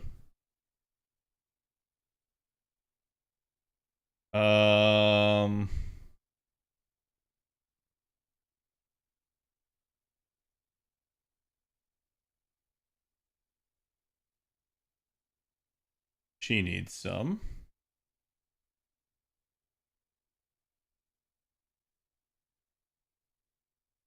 Oh my god.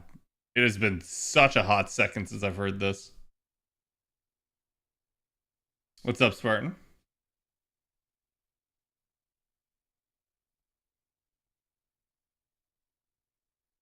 Well, okay, so I literally just explained the whole, like, neutral thing and how, like, people are way blowing out, like, raw numbers out of proportion. Durga is still stronger than Erd if her niches apply, or if somehow Erd can't get her super effective. Obviously, in most cases, she's going to, but the point being that, like, it is an actual balanced unit, and people are trying to sit there and claim that it's not. And I'm like, it's okay. Exodus, thank you for the follow.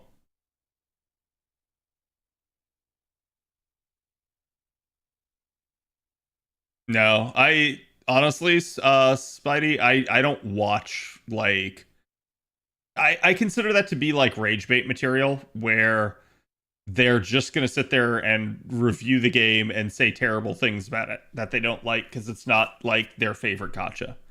So I don't really watch that stuff. I play FGO because it's Fate. I like Fate. I don't like other gacha games for the most part. I'm not saying like all gacha games are bad. I swear to God, I just saw it. No, I think what it is when I go by so fast, it doesn't load the image for the CE. And it literally gives a flash like it's a ticket.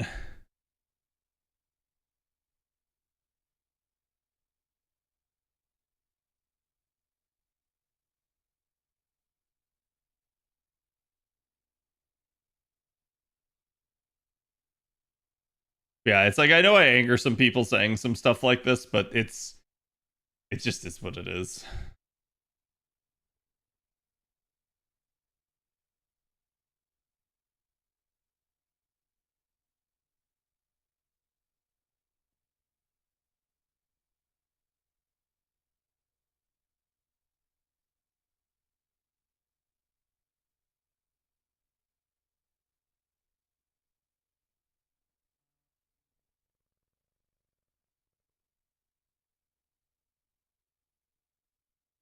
Okay, now we need the HP ones.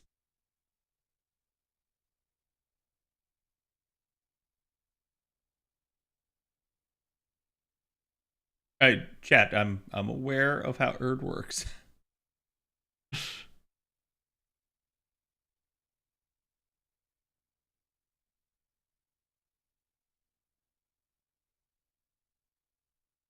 But this is the same stuff that I've pointed out time and time again, that people lack nuance whenever we talk about these things. And they just sit there and want to be like, oh, she's more powerful than Durgan. It's like, no, she's not. That's not a correct statement to make. And the reason why is because it matters. The context here actually matters. When people make these arguments, they're doing it with this all or nothing mentality. And it's the same thing of like we were talking about earlier in stream, where it's like Tamamo's dead. Tamamo's not dead. You can still use Tamamo. Have we gotten better units than Tamamo? Yes. Tamamo is certainly in a worse position than, say, if we're comparing Durga to Erd. Durga and Erd are very competitive with each other in terms of damage output.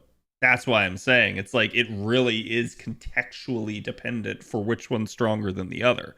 But people will sit there and only pick one context and use that for their entire argument.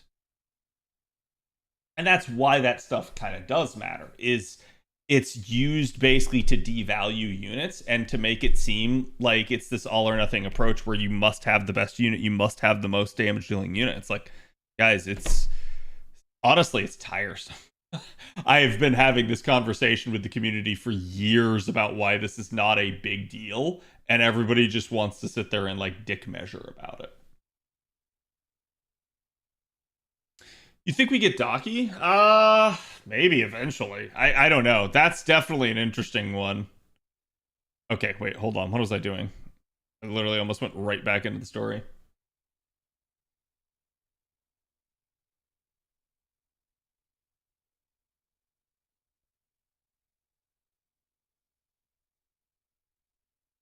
You either agree with us or are enemy. Yeah, and that's. I often try to soften the community's very all or nothing takes on this channel. You guys know that if you've been around for a long time. For anyone that's new, welcome to the channel.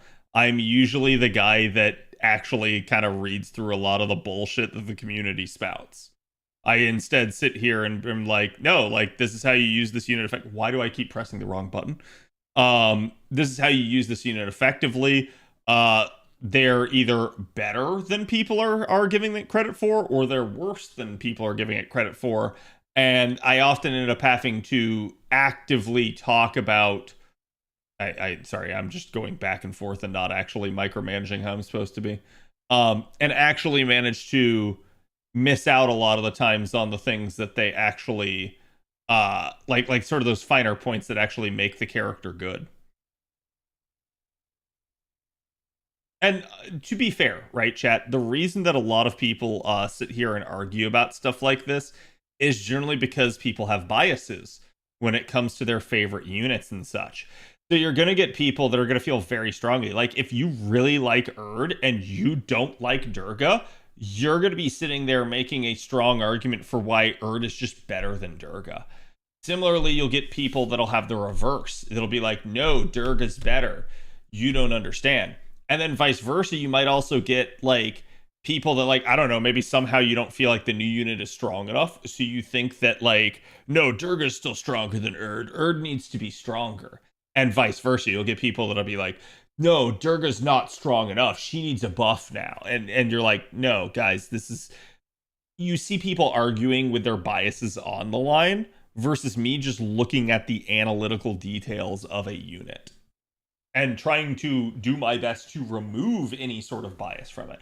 I'm not going to say I'm completely unbiased. I actually do have some biases when it comes to this game, but I usually try to make them pretty upfront. And a lot of the times where they are is it's going to be in how I play the game and how I approach the game. For instance, I am not your like super challenge content guy.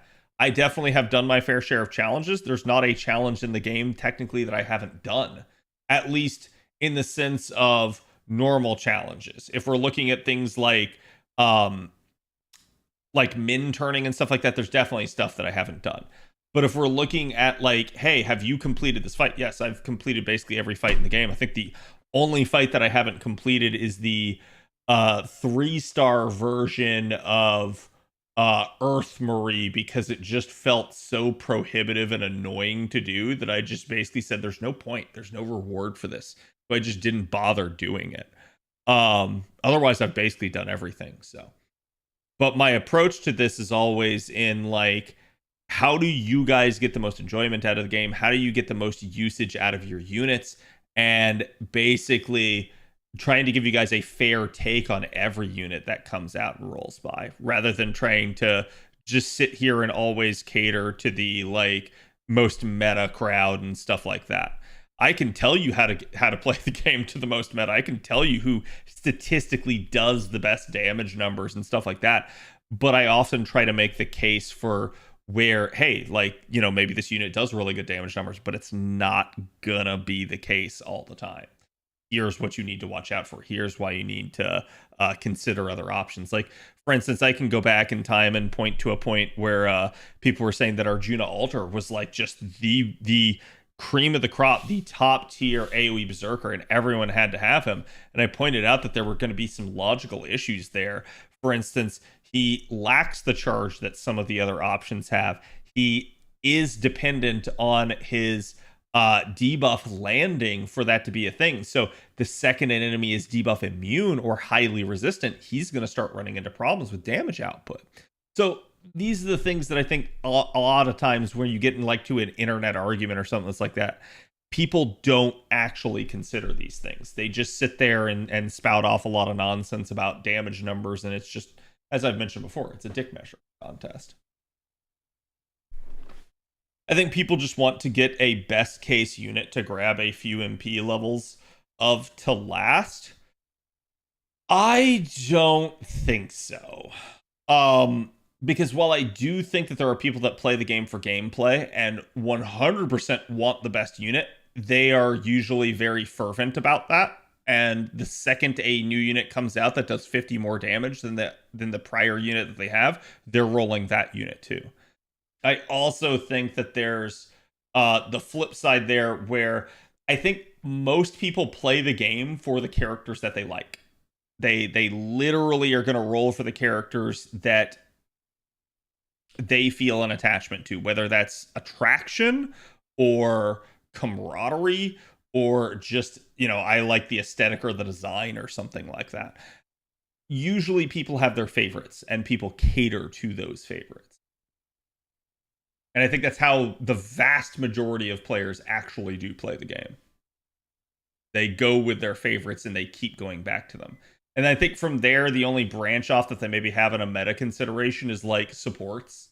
They're like, okay, I want my favorite unit. I want that unit in P5. I want that unit jacked up to 120 gold FOD. And I want that unit to have the best possible supports that I can have. And that's how they play the game. And they just keep using that unit over and over and over and over and over and over and over again. As an example, we have the Barcast man in chat. Hello, Fox. How's it going? So it's like, and I'm not going to say that Fox doesn't use other units, right? But Fox will keep using Barcast over and over and over again. Why? Because it's his favorite. And that's how the majority of players play the game. They pick a favorite and they go with it.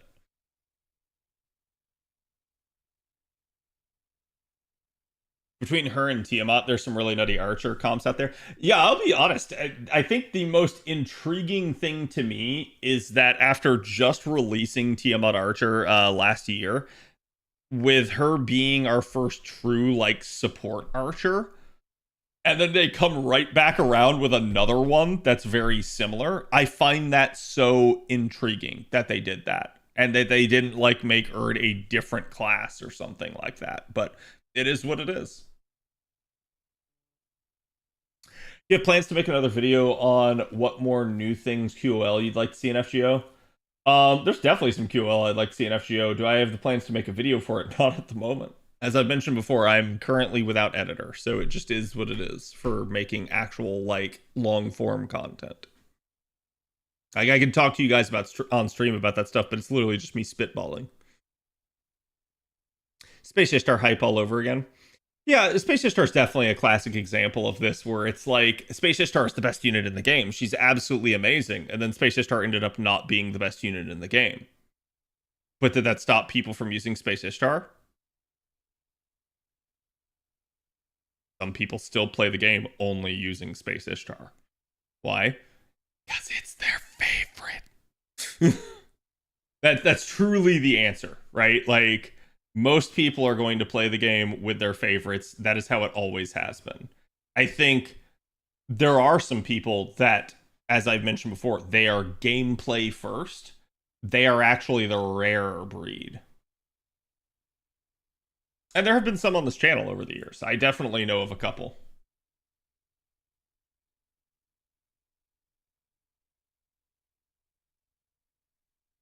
A rule for gameplay and looks aren't the same. Yeah. And I think there's always, like, the truth is probably somewhere in between, that there are people that are gonna look at the various different aspects. It's like, oh, I really like this character, but do I need this character? Well, how good is this character? And so there is, like, this back and forth consideration.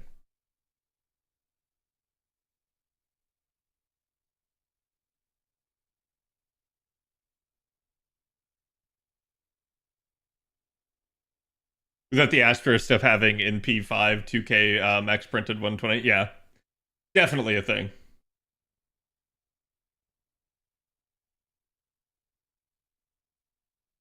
By which Tiamat, which is less. Oh yeah, I'm not arguing with like them putting her in there. I just find it really funny that like we literally got back-to-back supports, right? Why am I doing this manually, chat?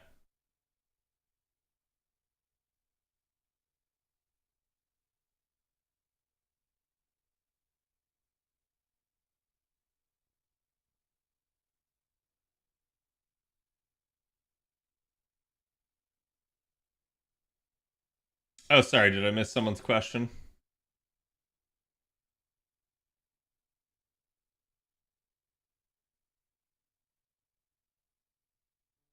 Do you mean that playing with favorites is bad? No.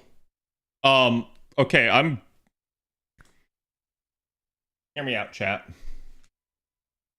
Let's draw a line in the sand.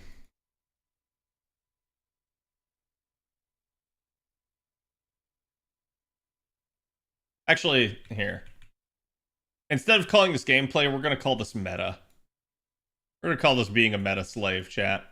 You are always going to go with the most optimal option versus going with your favorite.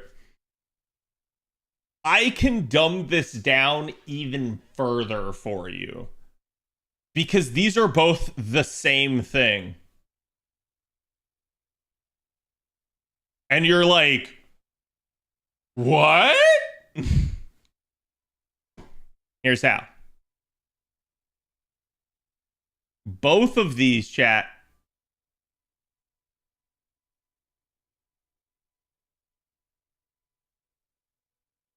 are playing for that. What then is the difference? This is what someone finds fun versus this is what someone finds fun. This is truly the most optimal way to play, is whatever brings you the most enjoyment. So there's just two different schools of what brings you the most enjoyment. That's really all it is. And it's like, I can't sit here and tell you this is a wrong way to play versus this. I'm just telling you most people play the game with this mindset. But both work. Like, the game is not so hard that you can't just absolutely min-max your favorite unit and bull rush through most of the game, right? Like, yeah, you might not be able to beat every single challenge that way. I mean, you can beat most of it.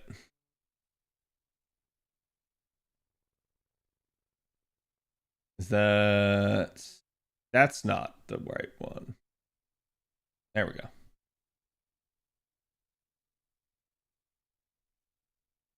Unless your favorite unit is someone with a debuff only in P and Jekyll. I mean, there's still someone that's gonna do that.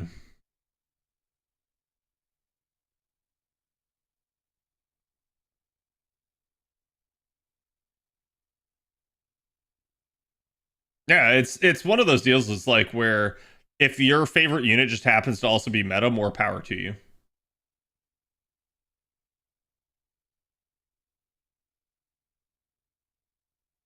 Oh, is it telling me I can't see it because I haven't finished the third? Whatever.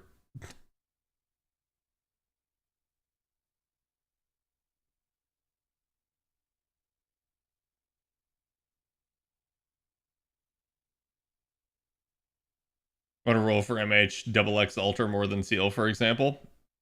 Yeah, definitely a thing.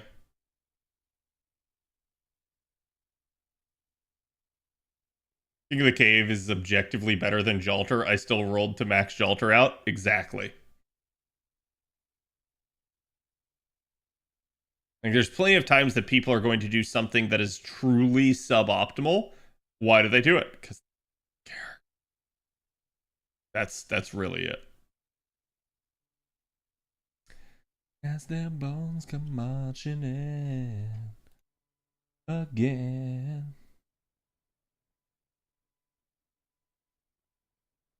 Un segundo, por favor, señores. Are you ready? I gotta look at what Erd's requirements are here before I do a dumb. Oh.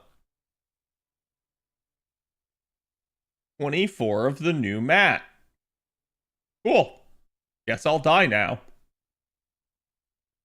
Chad, are they limited with tickets?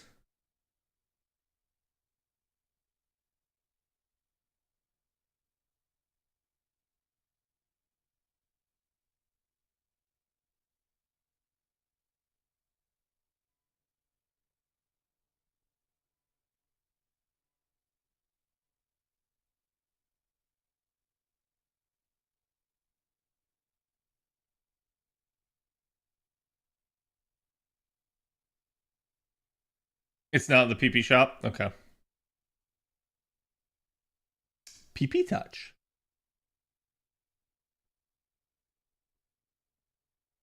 I mean, I'm just gonna take her up to 7s or 8s, I guess, then.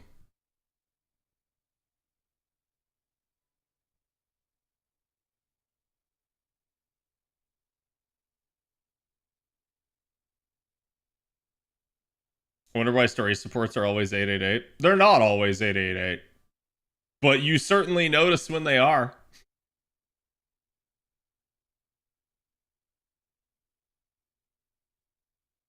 What's up, Zar? Have you been, bud?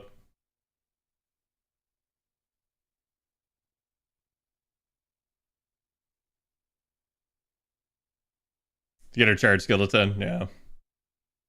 I'm at 16 out of 24, so I can definitely finish off one of them soon.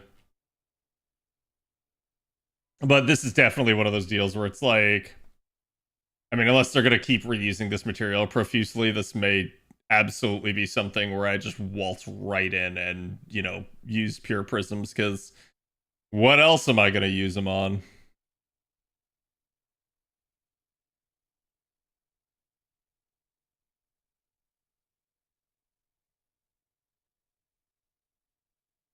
One time we had a 120 10 10 10 Castoria, right?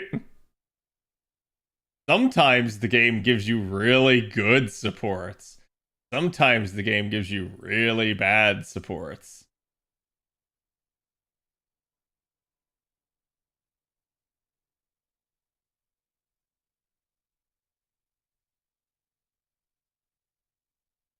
I wonder how much that like bricks up the processing power of the game to just make something on the map spin constantly.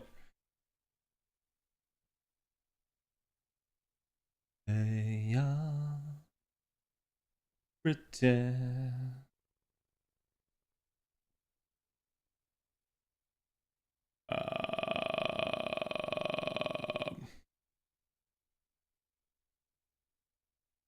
Yeah, whatever. We'll go with it. Sometimes get in P5, yeah. If you were to buff Mixa Idol, what would it be? Mixa? I would straight up give her charge. I think her refund is pretty atrocious for how she is.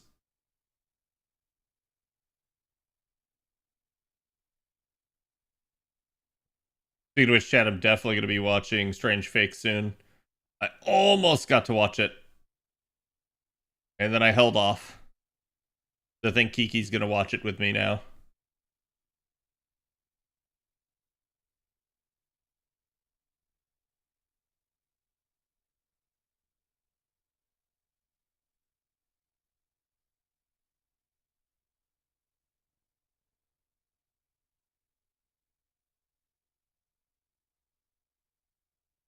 There's some forced optimization that are just too good not to do, like Bond 15 MASH.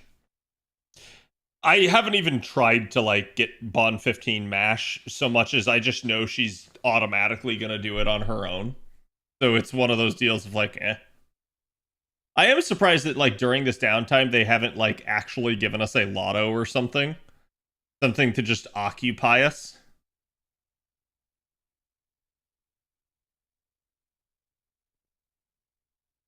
Getting an engine update or something like that later this year. And keep in mind, I think a lot of people don't understand that, like, for instance, chat, both FGO and Genshin Impact run off of Unity. So it's one of those deals of, like, people assume that the engine's so podunk because it's Unity, and it's like, no. The engine is podunk because this is how they designed their use of the engine. Like, engines are much more broad and capable than this. Also, is that like a headless brontosaur?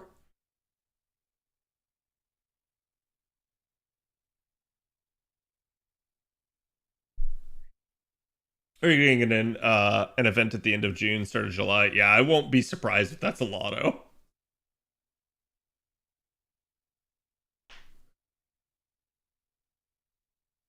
Have you done any of Mash's notes for coins? Don't think I've seen them on stream. I think I've done them all. I actually don't remember. If I did, it's been so long. I think it's fine. Not for lottos for all. Yeah, I mean, I'm not going to complain. I'm saying I'm more surprised that they haven't. Because lottos are a very easy stall tactic that the devs employ. Yeah, what is everyone recommending? Yeah, that's I'm not surprised that it's a Logress.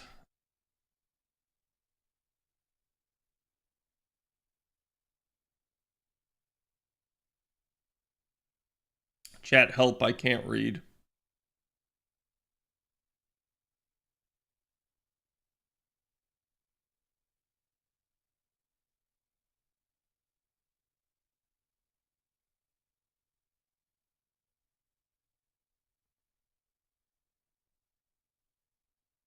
I get the feeling I'm gonna try to go for like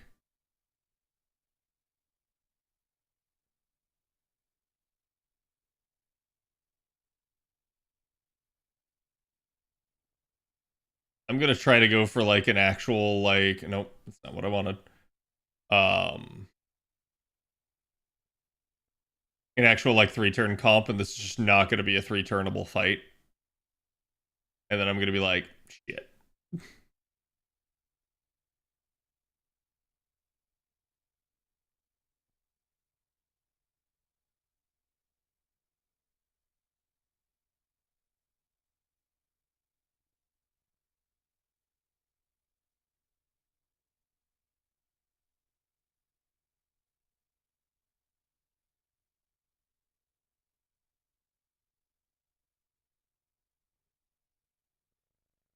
That is true. We have had the Grandcaster stuff.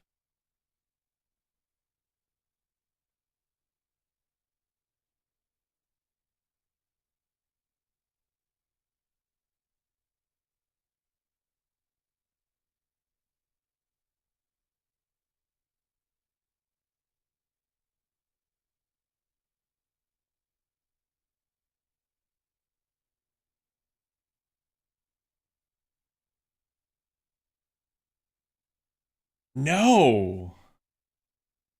No, why would you do this?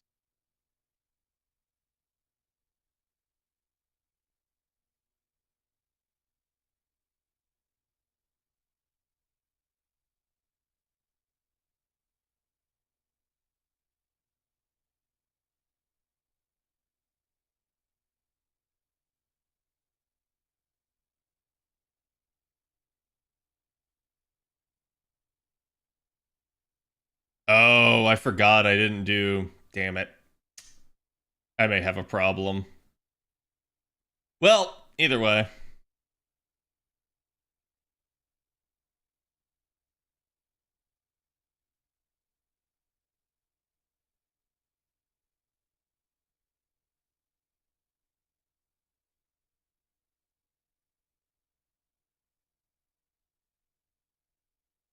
That must be a pretty powerful defensive buff that she has there.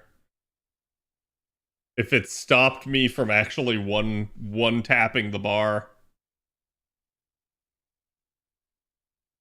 Oh no, not special defense. No. Oh, this could get nasty in a hurry.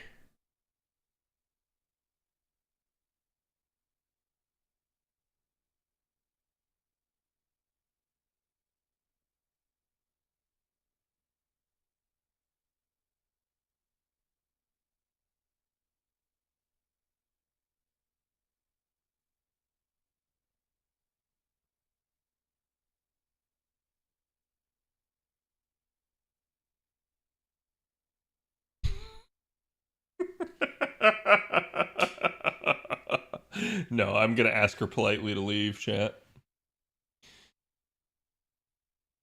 And by politely, I mean I'm the one that's gonna get bodied.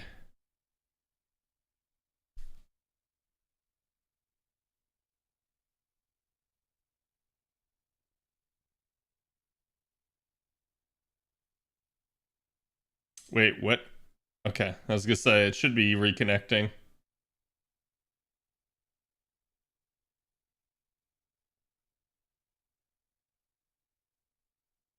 This will probably not kill. Because the Noble Phantasm did, like, next to no damage.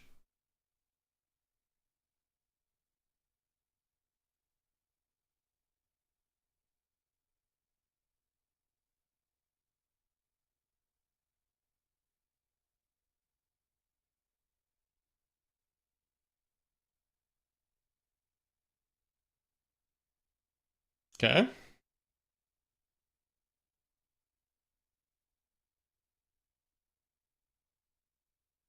Unfortunately, it's nap time. Yup.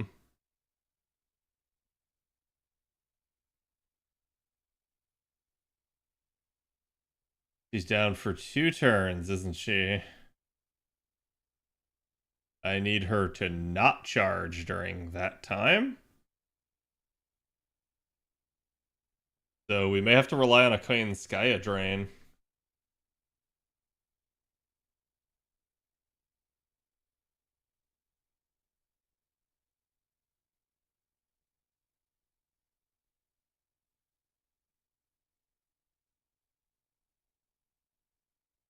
God, those stacking defense buffs are getting nasty.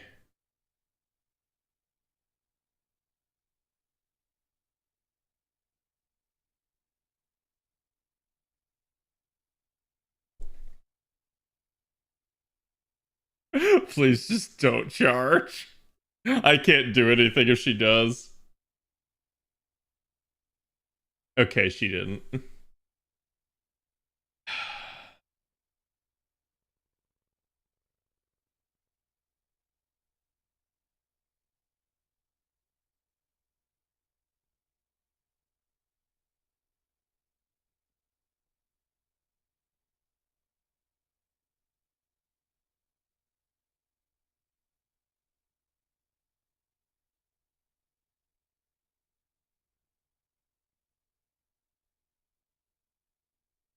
So I could drain here, and I probably should.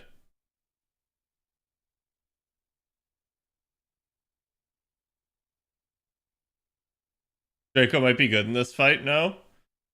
I mean, yeah, sure. That implies that I knew what the fight was that I was going into, though.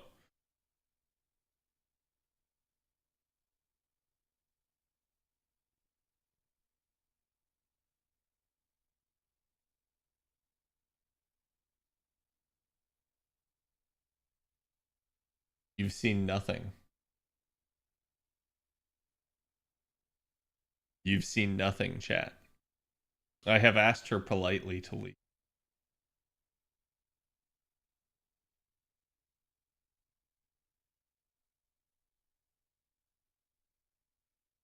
You saw? You saw nothing. To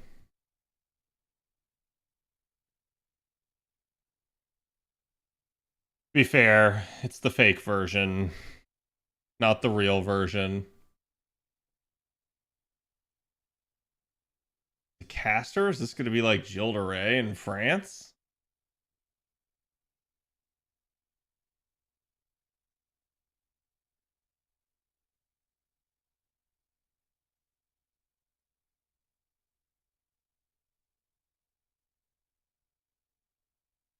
Boy, I wish I could read.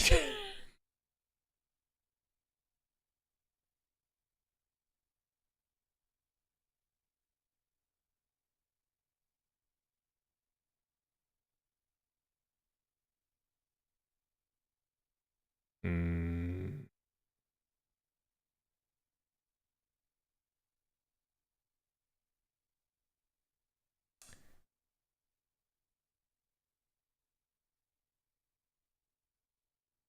Let's throw Erd in on the back end.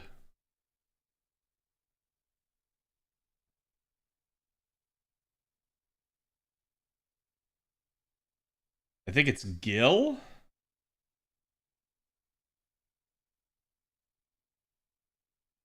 Just really hope I don't need like defense pierce again. That was the only thing that made that fight a little annoying. It's that sound. Everybody looks what's going down.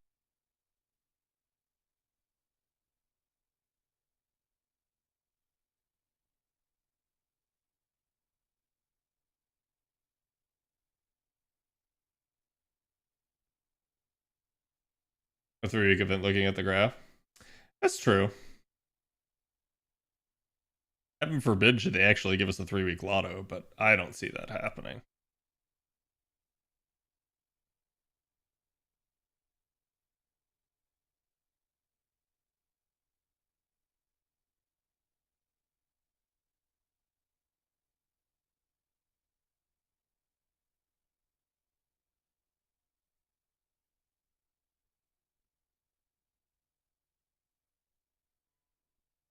Um,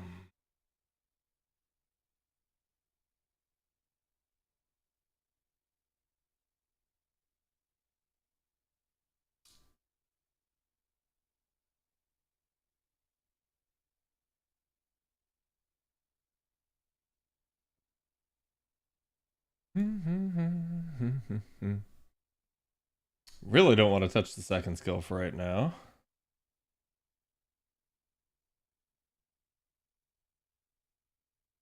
And she'll actually be great against him if she can get the Invuln Pierce removed.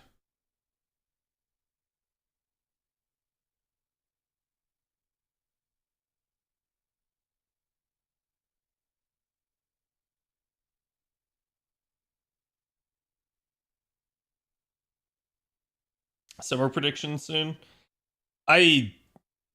It's similar to like Anniversary. I don't know what to predict.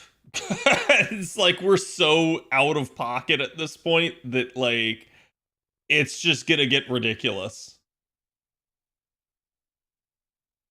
Like they've seemingly done whatever they want to do with their own set of rules. They actually need Gil to hit her. Not her. Not her. One in the middle. Damn it.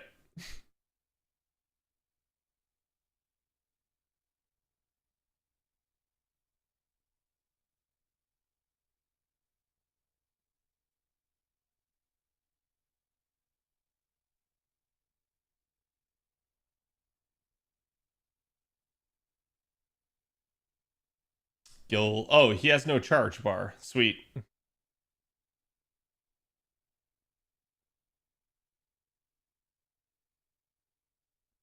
Because FGO, they also do stuff that nobody ever expects. Yeah. Like I said, I think my best year I predicted like 9 of the, or not 9, like 7 of the 8 servants or something. I basically only missed 1. Most years I'm roughly like 60% on being right, and there's definitely been at least 1 year where I was like 30% right. I'm pretty sure that was year 5.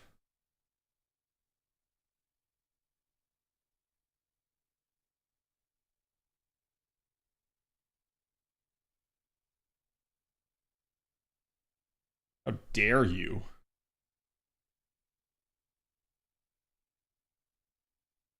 A humble swordsman appears.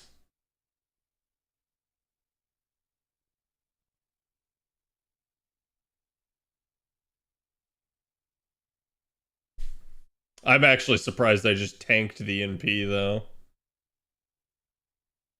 They definitely didn't make this story hard. And to be fair, chat, how do you guys feel about them not making story hard now? Like, I would be strangely okay with it because there's already such a barrier to get through just to get to this point that I'm like, I don't really care if the story's that hard.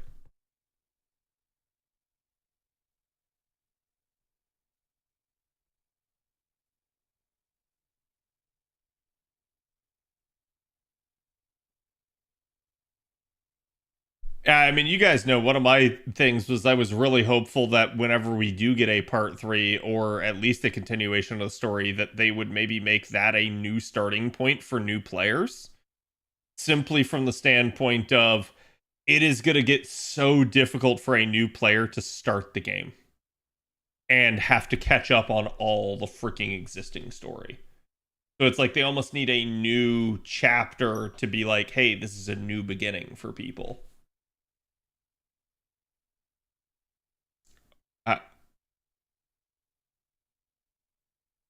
How dare the game try to prevent me from completing it? These feel more like Memorial Quest for me. They really do.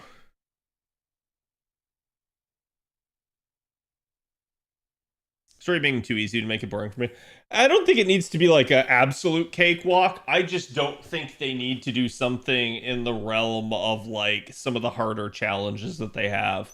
I like more of a puzzle challenge than more of a like we just threw absolute like brute force at this.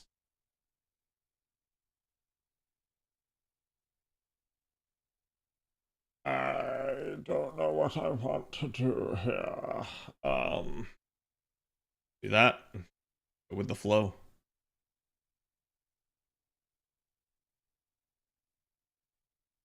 They could actually make the important fights horrific, so give and take. Yeah, I mean, a little bit. I would actually like to see them implement far more of the grand battles in the future, because it'll make granding worth down the line, as opposed to like right now. I outside of getting through the story, I don't feel like grinding is worth it.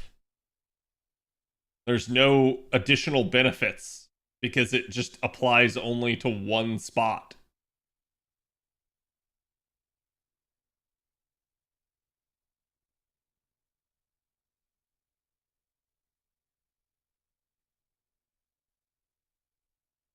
Story is only as hard as you want it to be. Yeah. His grinding doesn't cost anything.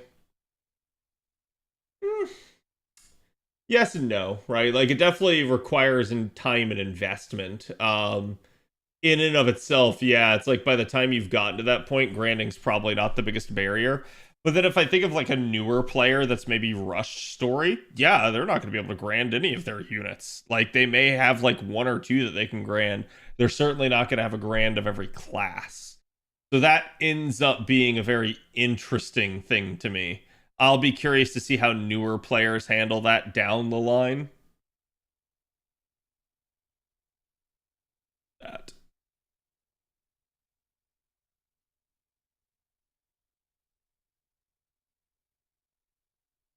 Yeah.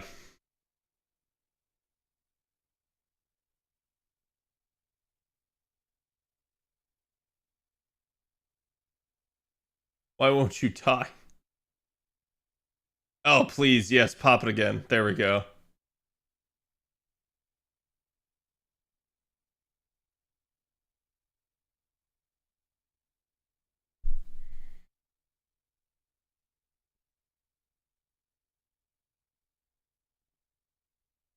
Oh god, it's another Brontosaurus.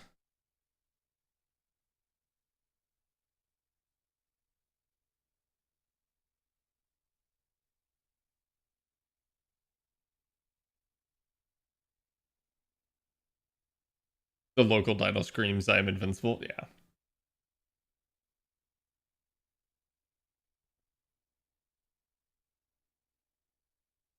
I am actually surprised that this is short enough that it can be completed basically in one stream, though. I get it. I'm skipping stories, so it's not like I'm reading through it, but like, it's definitely. I feel like it's a nice change of pace, at least for mixing things up. Because as I was mentioning before, it's like it's not to me. It's not like every chapter needs to be a like I don't know, like a Harry Potter novel.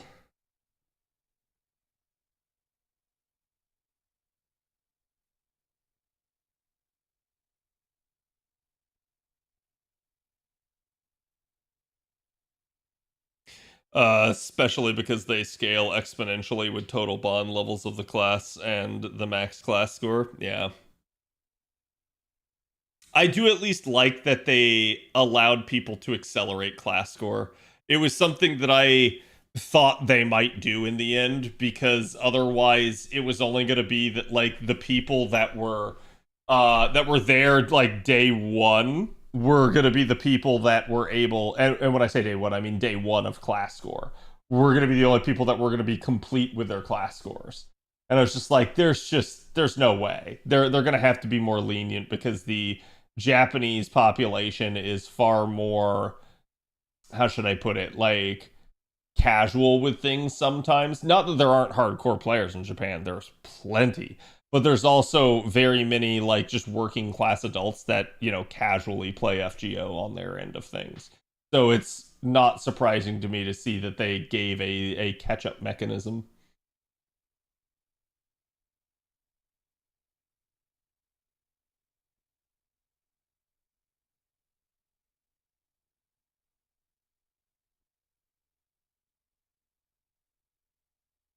I swear to God, if this is Erd again, or well,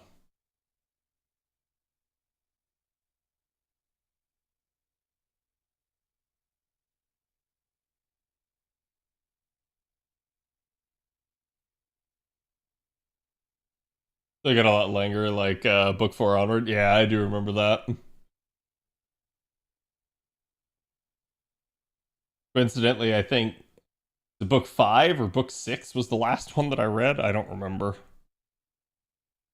That's a big old bird. I said erd. Erd is the word.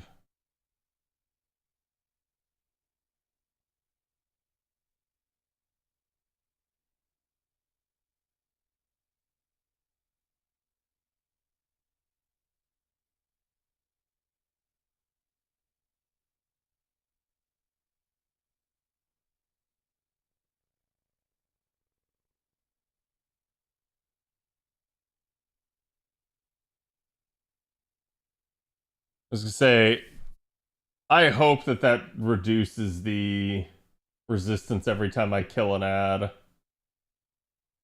If not, I'm about to come back with Lartoria. Sorry, with Super Lartoria and just, like, obliterate this fight.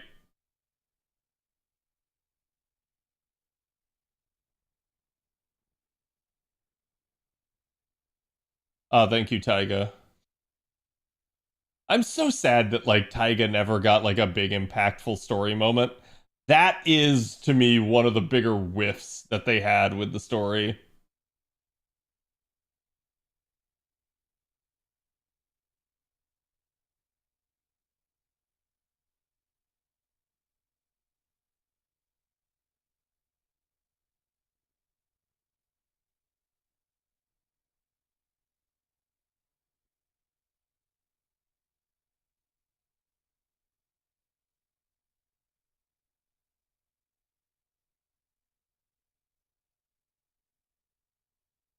Kengo Battle.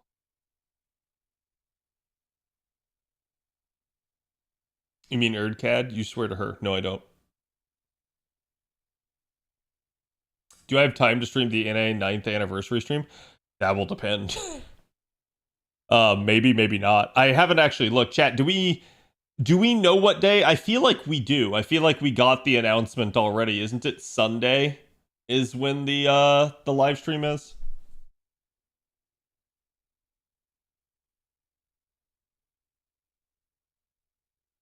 Is it actually the 4th? It's Saturday.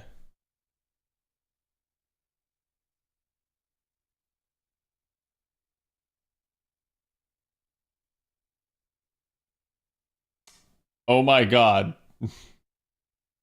The most powerful buff ever.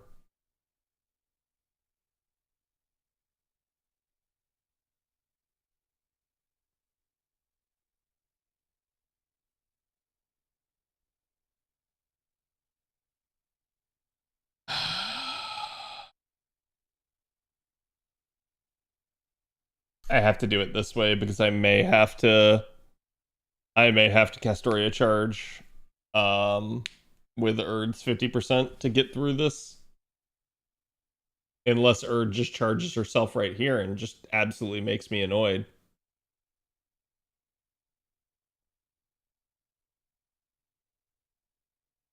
Say, don't you freaking do it, Erd. Don't you do it.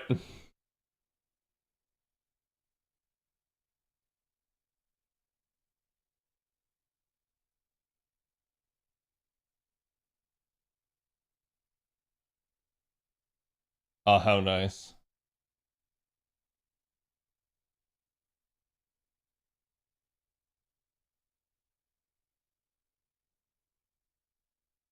Our roll's done? Yes, we got Erd. In the evening, East Coast time, I believe. Yeah, I will have to check. I cannot promise something like that this far ahead of time. Because I don't know what we're doing yet for July 4th. Like, family-wise. I would like to. If that makes any sense, chat.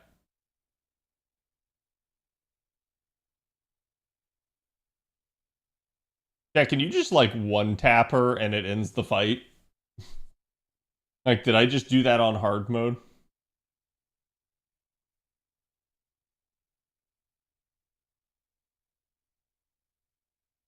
Oh boy, question marks. My least favorite.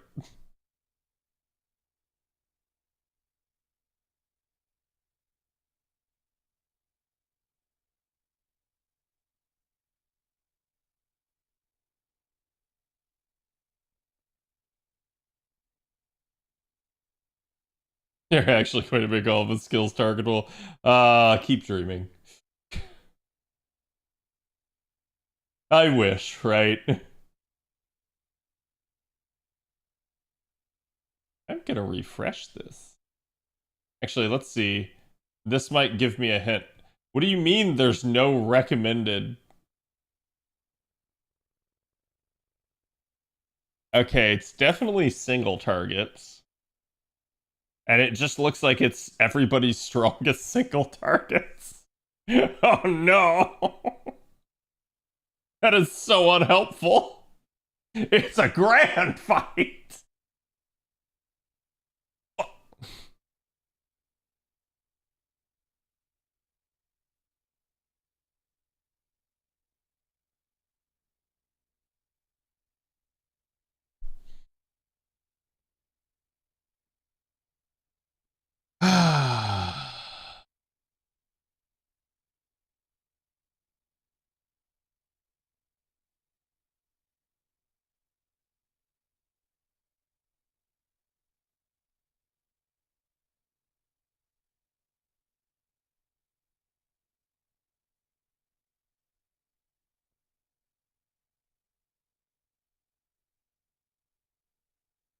Infinite party cost. That's not terrifying at all.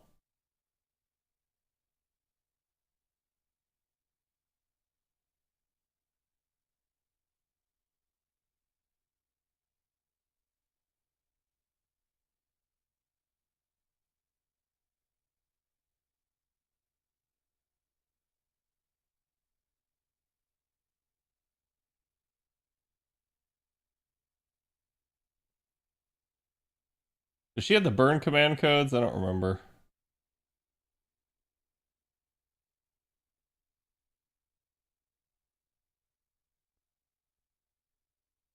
She does not.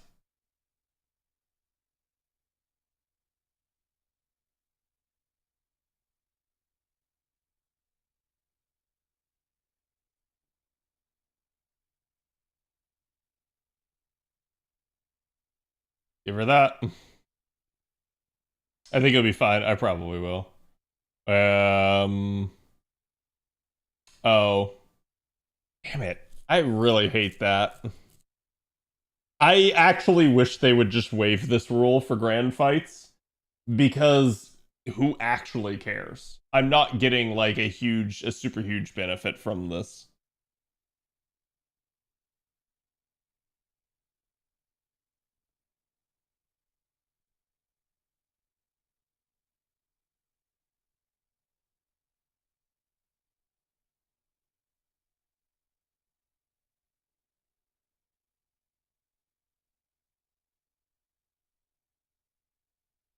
Okay, let's go. Give them a reason to have 2 complete grands, yes. Now I fight Father Time.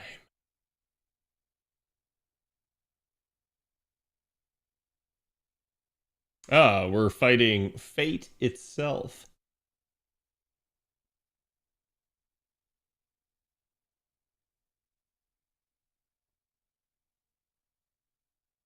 Gimme Beast.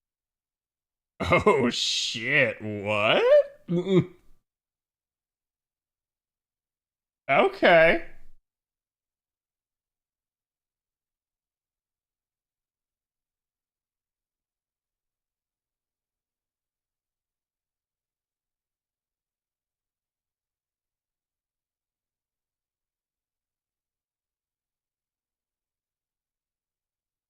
That has me excited. I actually really like the water effects on this map. They did a great job with them. If you look in the background, they make it look like it's undulating without it actually really moving very much.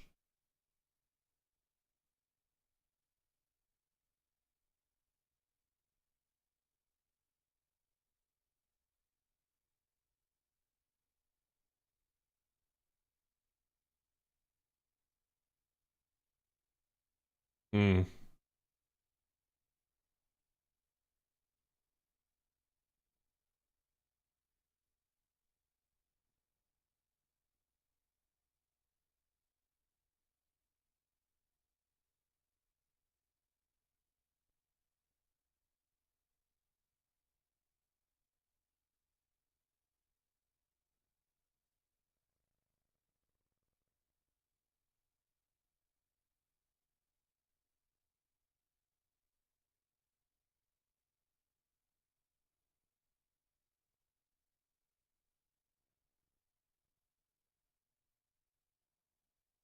Bonk.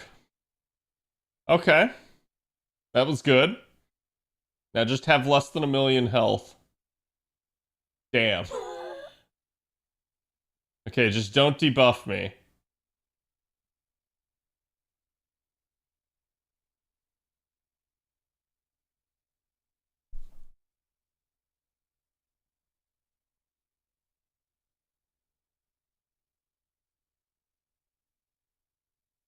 Okay, we go all in, chat.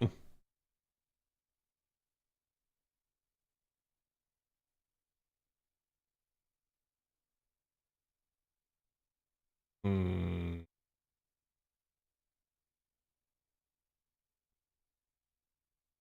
Archchain.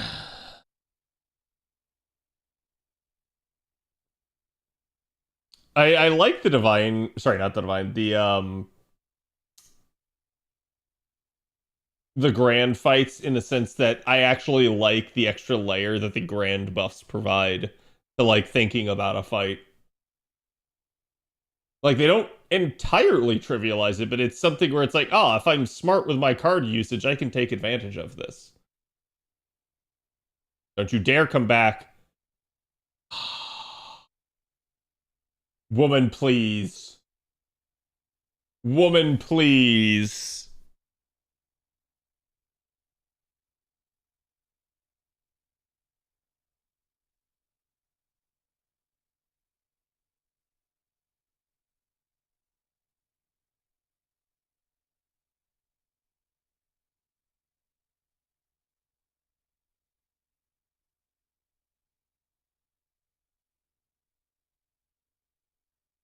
Also, what, like, holy.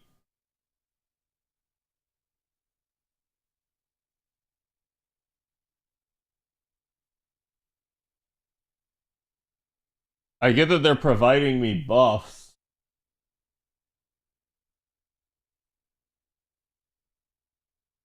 But what?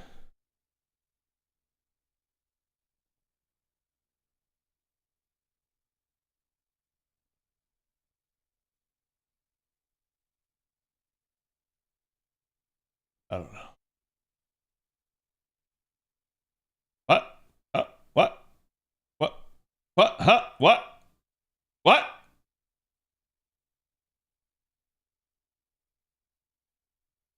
Is there an upside to Wahoo doing them?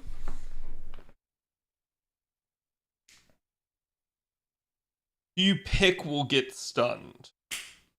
Okay, that's easy enough. It's clearly going to be right, Castoria.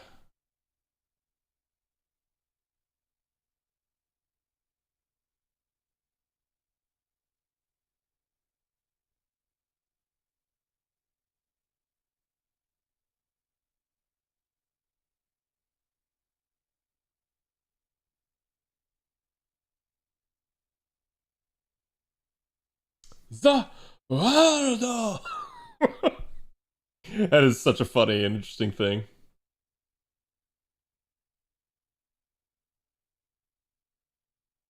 I don't like your gauge.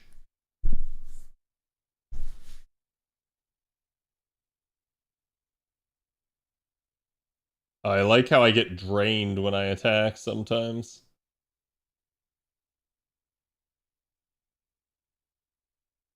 Wait, did she disable my buffs? Uh-oh. That could be a bit of a problem.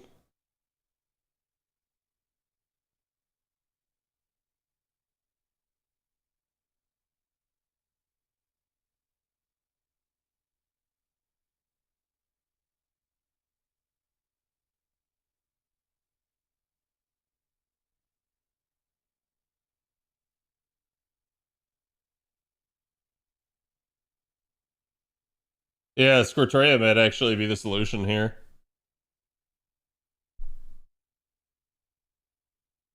Okay.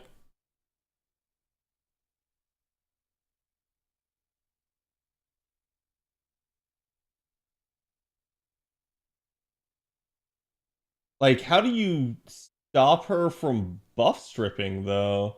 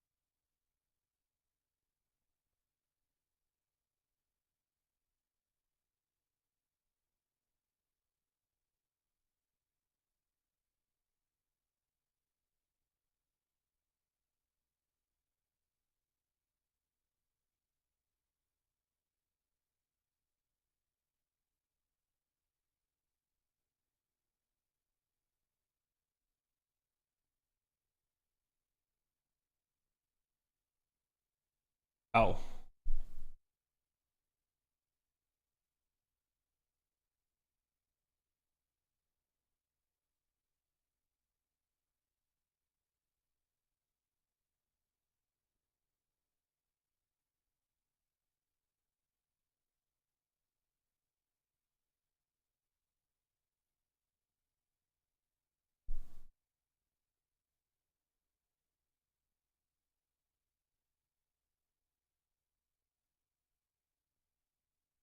That's a shitty card draw. Yeah, because it's just draining her all out. Is this just not doable for non-grands?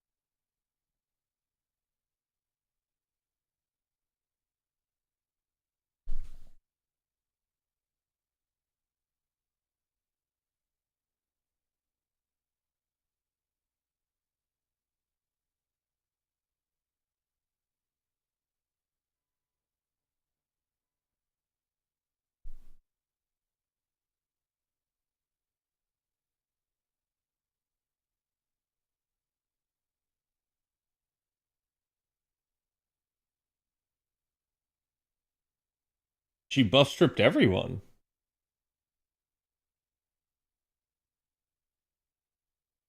I don't get it other than using one of the grand defensive skills.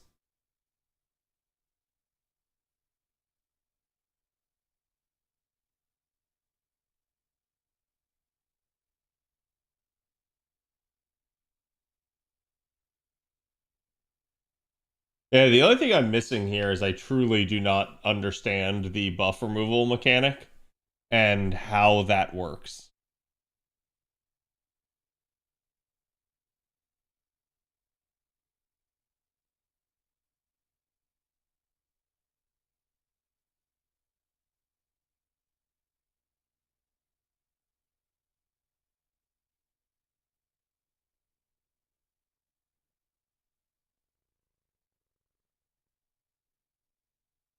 No, or it's crit feels bad.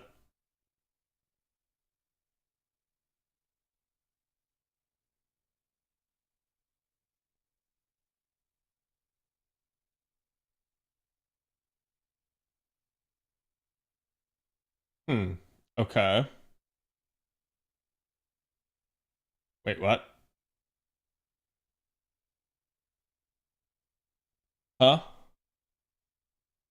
Huh? Yes. I was like, I'm pretty sure that's the right one. I'm not used to there being 4 options. Okay. I mean, I could definitely attempt to drain her.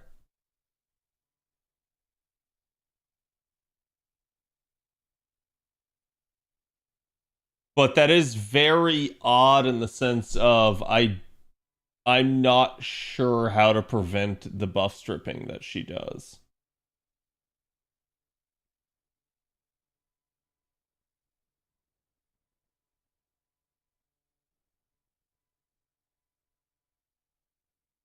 None of those options, Mail, are a solution to what I talked about.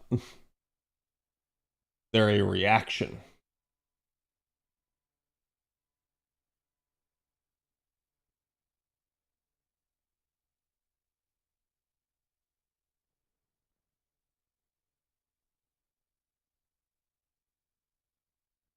Put it in blue cubes. Yeah, I get that.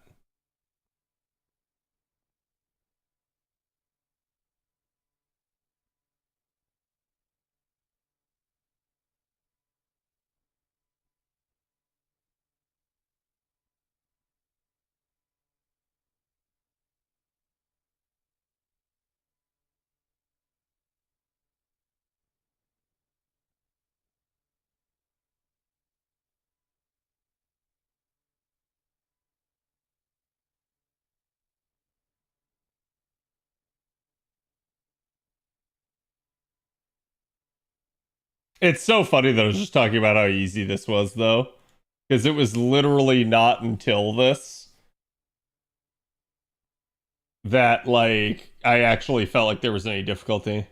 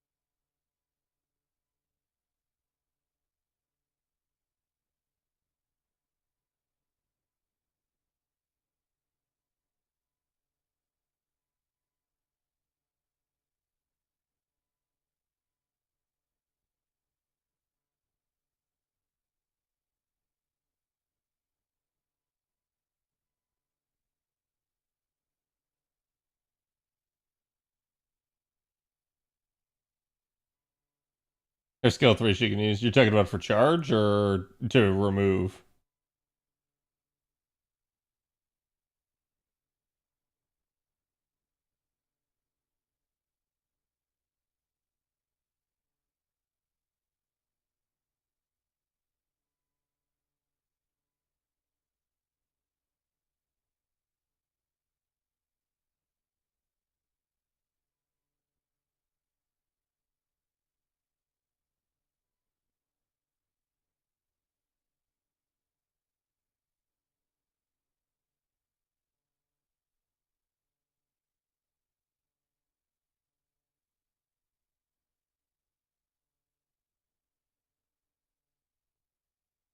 Oh my god, there's 3 regenerations. Wow. So evil.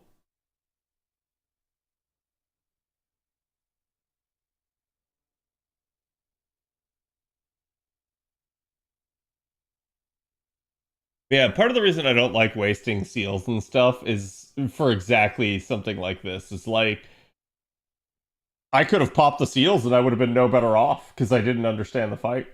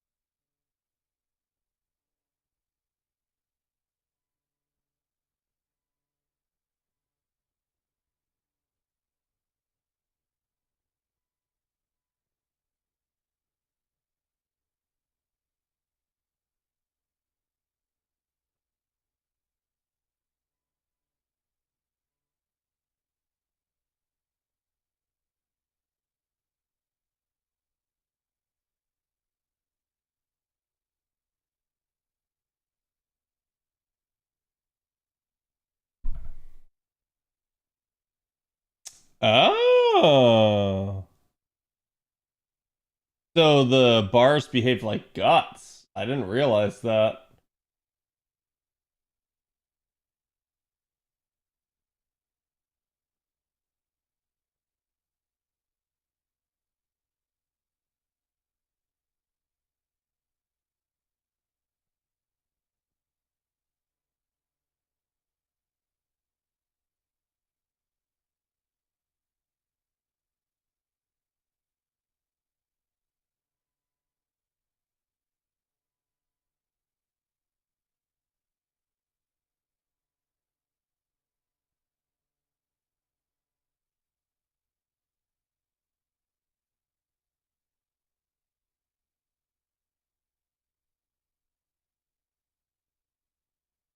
High debuff resistance.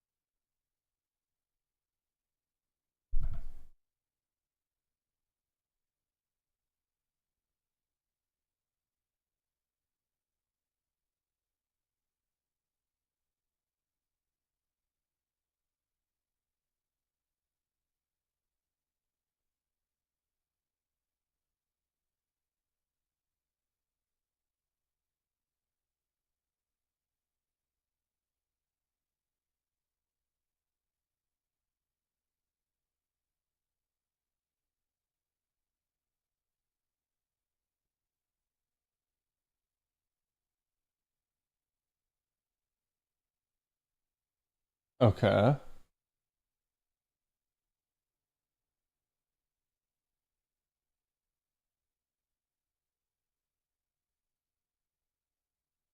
So you can shorten the special resistance.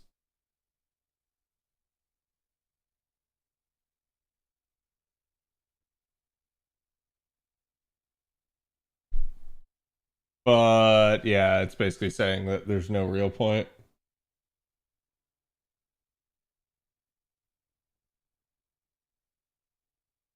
Critically hitting or noble phantasm.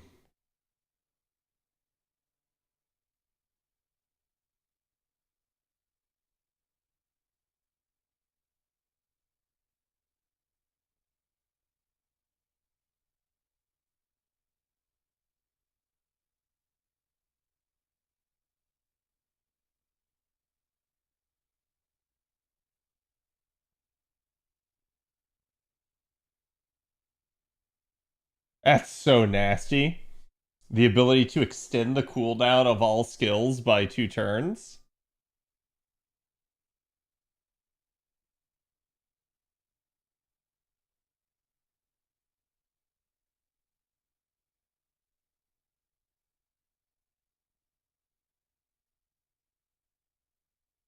Okay, the enemy's skill inflicts buff removal 7 buffs on all enemies on turns that are multiples of 3. They also possess a random skill that removes buffs when attacking. Well, Grand Servants can prevent 80% of the debuffs with Grand Graph's debuffs resistance. It's still a matter of luck, so it's a good idea to include servants with debuff resistance in your team.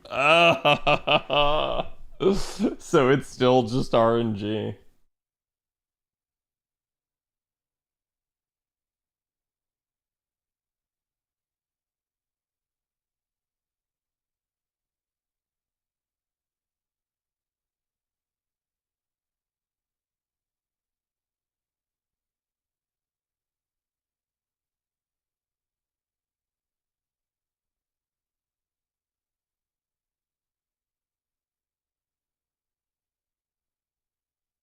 The Noble Phantasm twice in 1 turn. And breaking 3 more times with a normal attack. 1 more break after regeneration. Huh? I think that's a translation issue.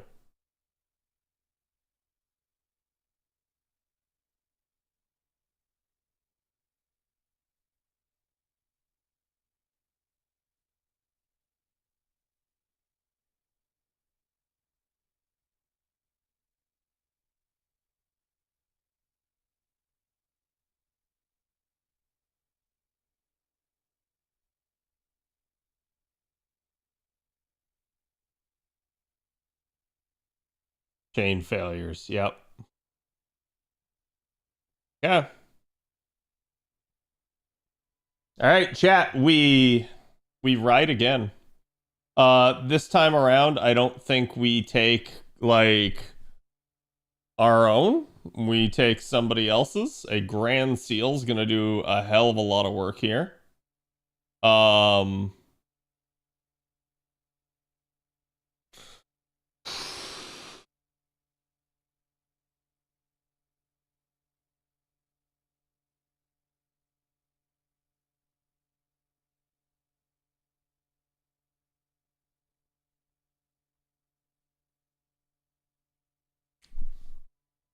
Let me take a look at Erd. She's Divine Spirit, Divinity, Goddess Servant, Humanoid, immune to Pigify. Yeah, Castoria Berserker is definitely one of our best bets. We want probably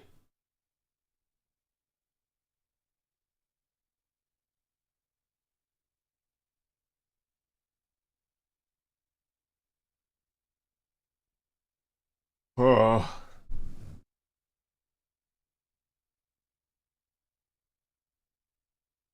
I definitely want someone that has hard survivability, but at the same time, Scortoria may be able to prevent the Noble Phantasm.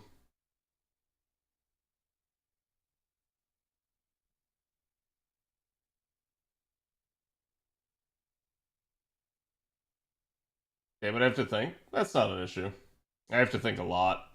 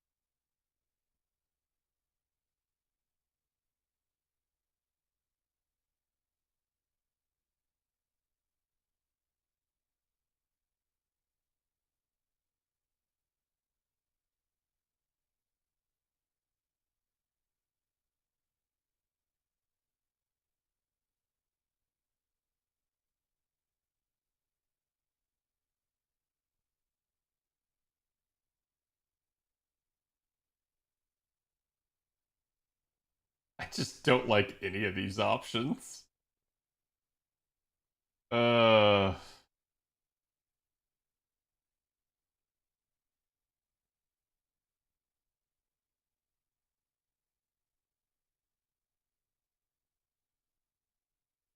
Did a check cat. This fight is fight.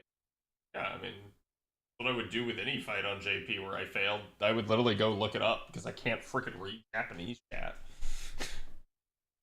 And I have no qualms about doing that. I don't think it makes me a worse player or anything like that. Understanding a fight is key to being able to overcome it if it's a difficult scenario. But we'll see. Who knows? This may still be beyond me. I may have to use something like command seals or something.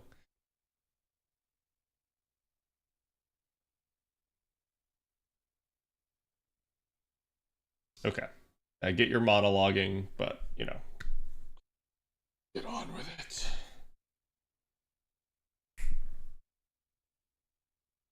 Yeah, mechanics is a valid thing, IMO. Well, yeah, it's like when I have language barrier 2, I don't know, right? Like, these things are really tough when you don't know what the fuck is going on. So it's like, the problem is, even with the information they do give you, which they definitely don't give you a whole lot, I can't read this. I have no fucking clue.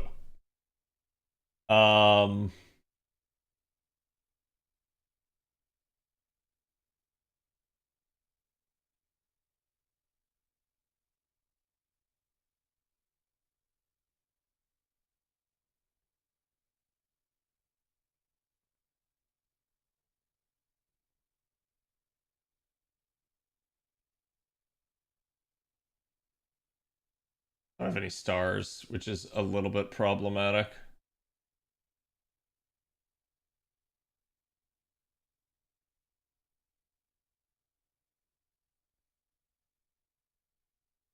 I'm literally just gonna go ahead and do this to get everybody up here.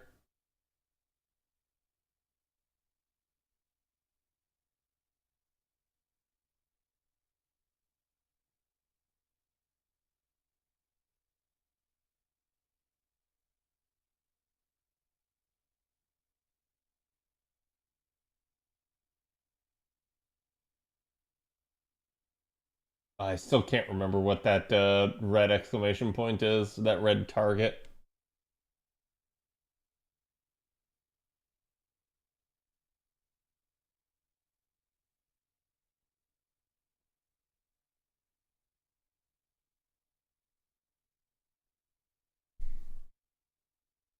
Be the baby's old enough to be late.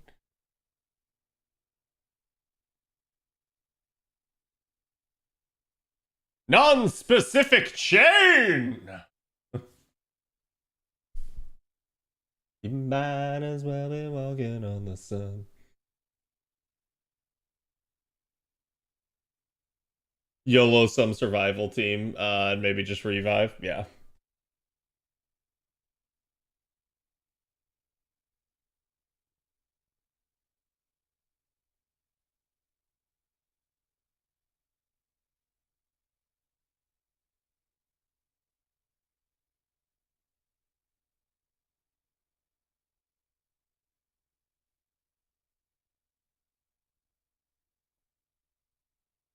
Drain's a little evil there.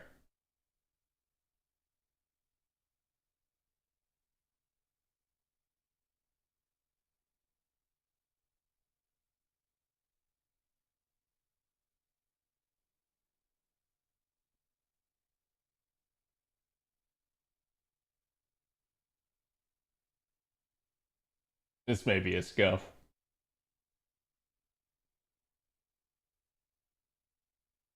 Okay, so she did drain. Oh, we almost got the bar popped.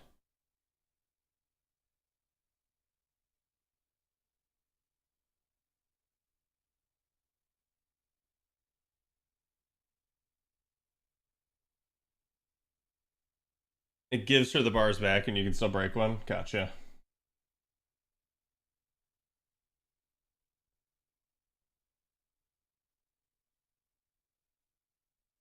I loved you from the start.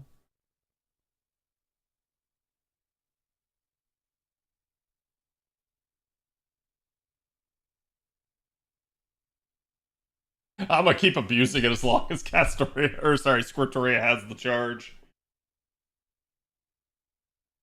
Okay, bar pop. Now's where the fight actually gets a little bit annoying.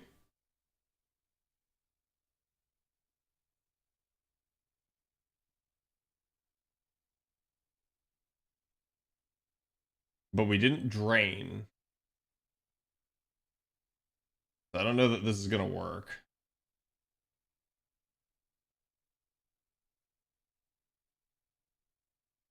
Let's see how the Noble Phantasm is. Okay, she had triple NP down. Nice.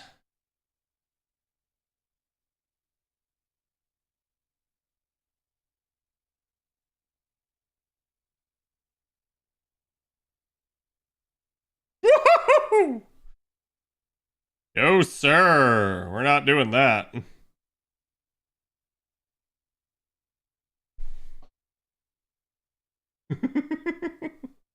If I can prevent that damage, I will.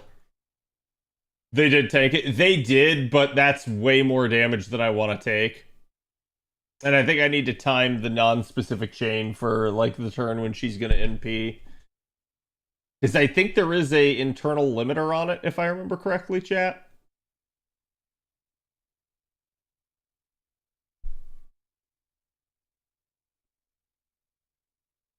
Yeah, this isn't...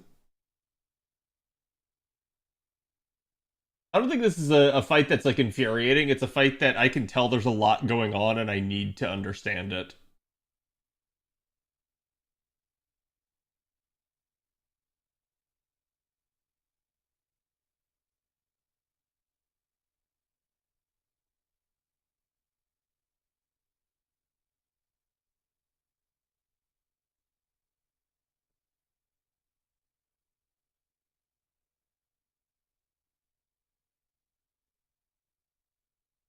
All about knowing how to handle the things thrown at you, then it's fine. Yeah, and that reminds me of like the Rider fight when we were doing the Grand Duels. Like, the Rider fight was so difficult if you didn't know what was going on. Once you knew what was going on, it was still hard, and it definitely felt punishing to certain Rider Grands, but it was doable. And that's where I started to realize, like, oh, wait, hold on. There's something going on here. I can figure this out.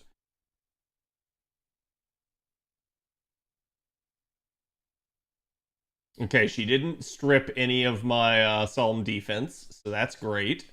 Means this should do nothing.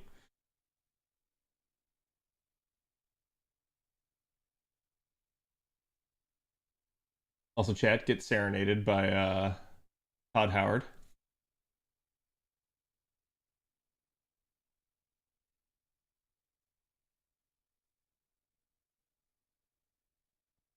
I screwed that up.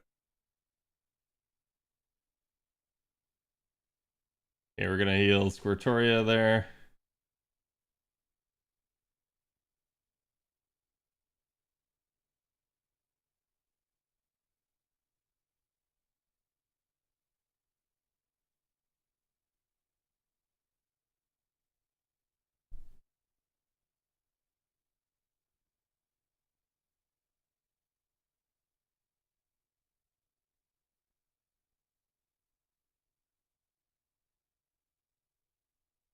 Turn 6 is her next trip. Yeah.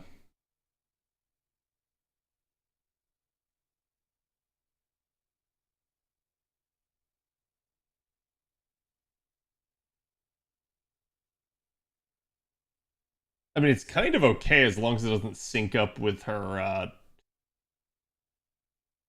Noble Phantasm.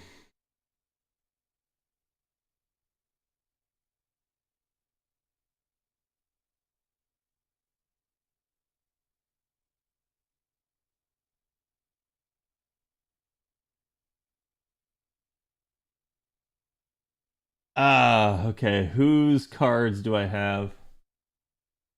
I so desperately need to drain her here. I think we time lock Seal.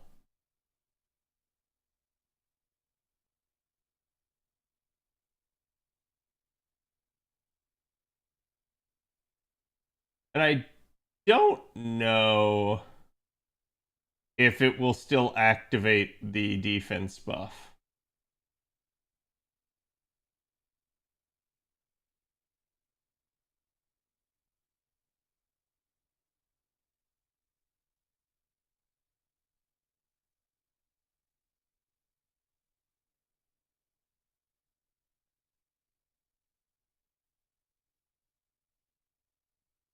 Let's see. Let's try this out. We will do what must be done.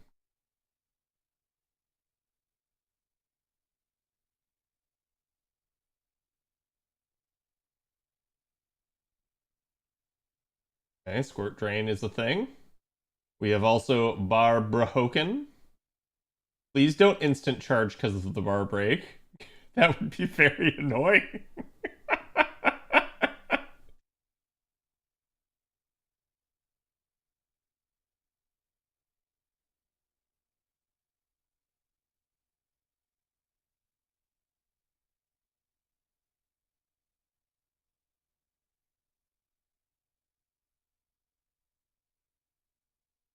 Oh, the full drain's nasty.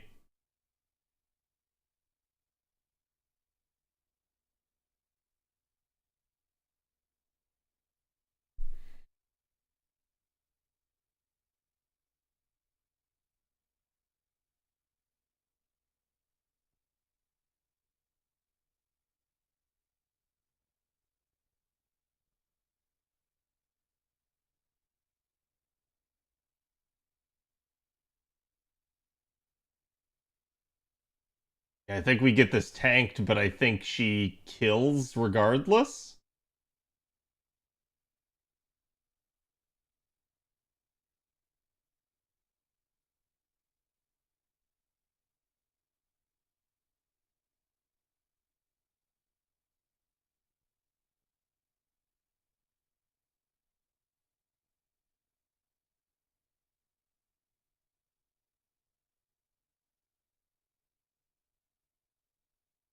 Ah, damn it.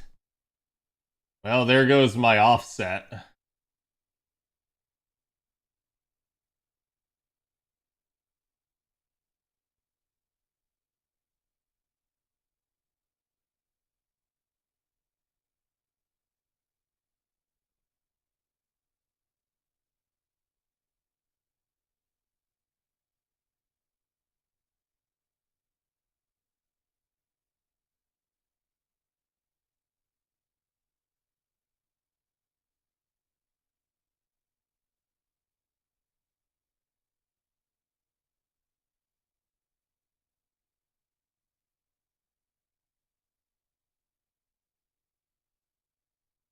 Yeah, again, I think there is an internal cooldown on this shit, so let's just try to crit her for a bit. And hopefully I don't get the floor wiped with my Castoria.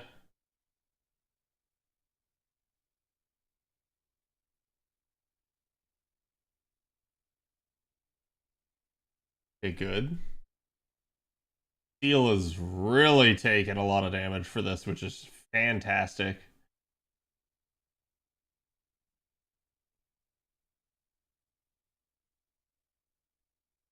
She's gonna invuln pierce herself, which is gonna be problematic.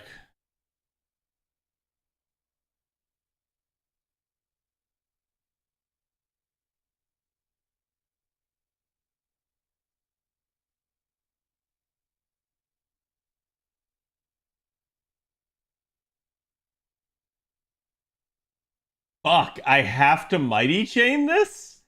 Oh, that's so bad. That's so freaking bad, dude. Oh.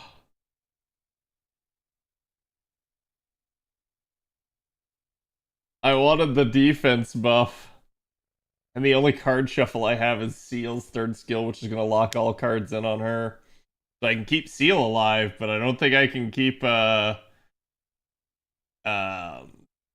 alive.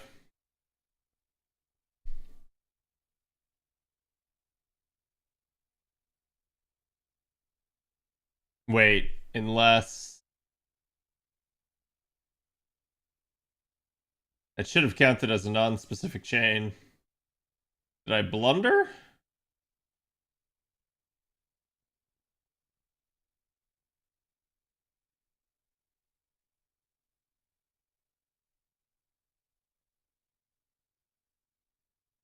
Okay, she's invuln piercing, so the invuln's not even gonna friggin' matter, as we knew. Which is so funny that it's like, oh, you time stopped, which gives them invuln, and then the person invuln pierces.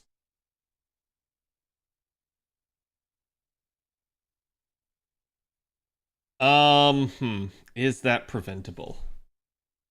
Is that preventable? Ahado, thank you for the resub, bud. Appreciate it. How you doing today? You're desperately trying to get through this fight. It's not going good.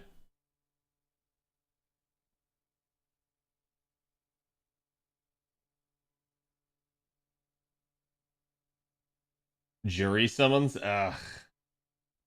My condolences. Yeah, we might just have to like command seal or blue cube this chat just because I don't really want to spend more time on it. But we'll see. I'm gonna try to see if I can finish it off here. Hmm. I still think that's the objectively correct play. Since we know we don't gain any sort of benefit, we're gonna do it like this.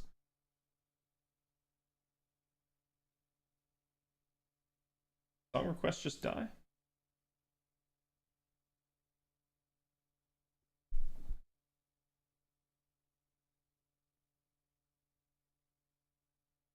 Yeah, Seal has buff removal resistance baked into her kit, which is nice.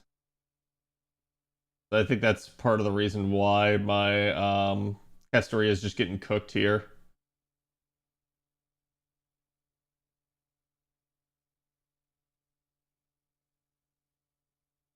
Yep. Nothing I can do about that. I mean, if this is all the break bars there are, then I'm okay with this fight. Like, I might even be able to solo Seal all the way through it.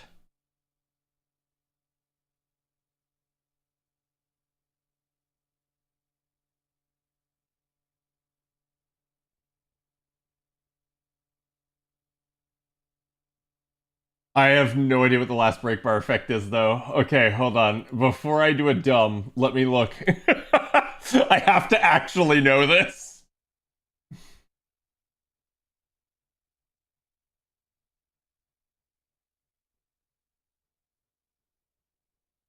God, the write-up for this fight is so freaking long. It's hilarious. Um.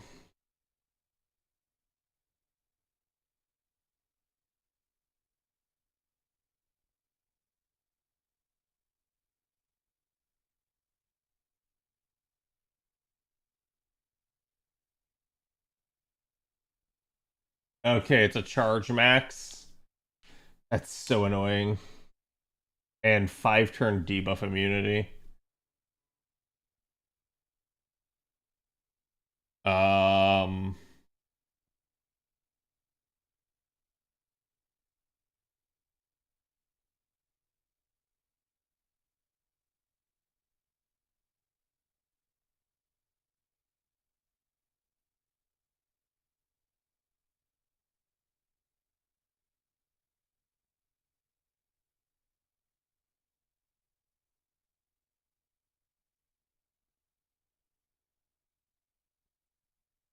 Let's send it and see. I need the answer. And I don't even know if this will kill or not.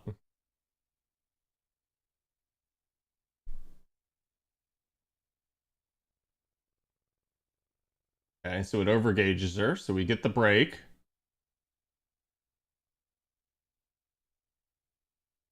This is basically an information turn, chat.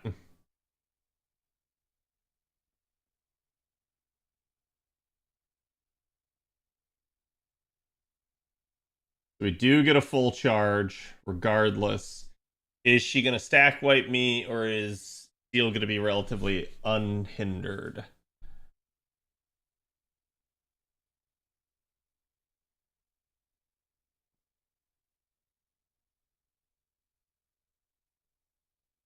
Okay, Seal is unhindered, so we're rewinding time.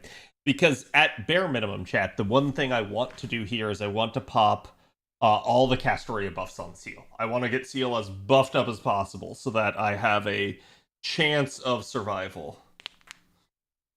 How long does your Seal's removal resist last? Again, I have no idea. I'd have to go check. I think it's 5 turns, isn't it? Either way, it's like I want it to last through this Noble Phantasm. Good last bar once the team gets purged. Yep. Yeah, this is just all right. Everybody else dies. It turns into a Seal solo, and hopefully we win. That's really all I can do.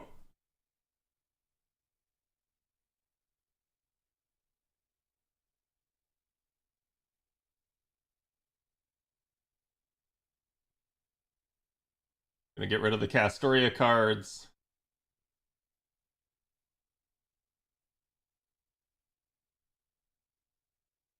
I'm gonna go with a full Mighty Chain just to give me some attack up. As well as the additional stars here.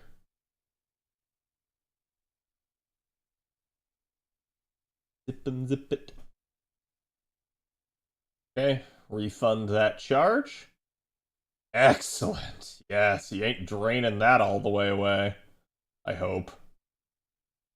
If she does, that's really bad.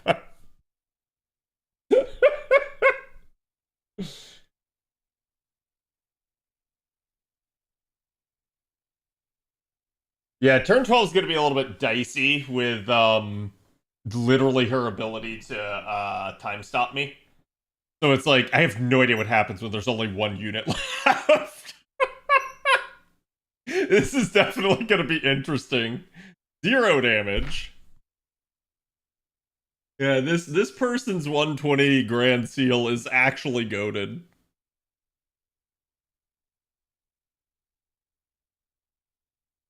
Okay, can Seal 1 turn this. This is really what it's going to boil down to.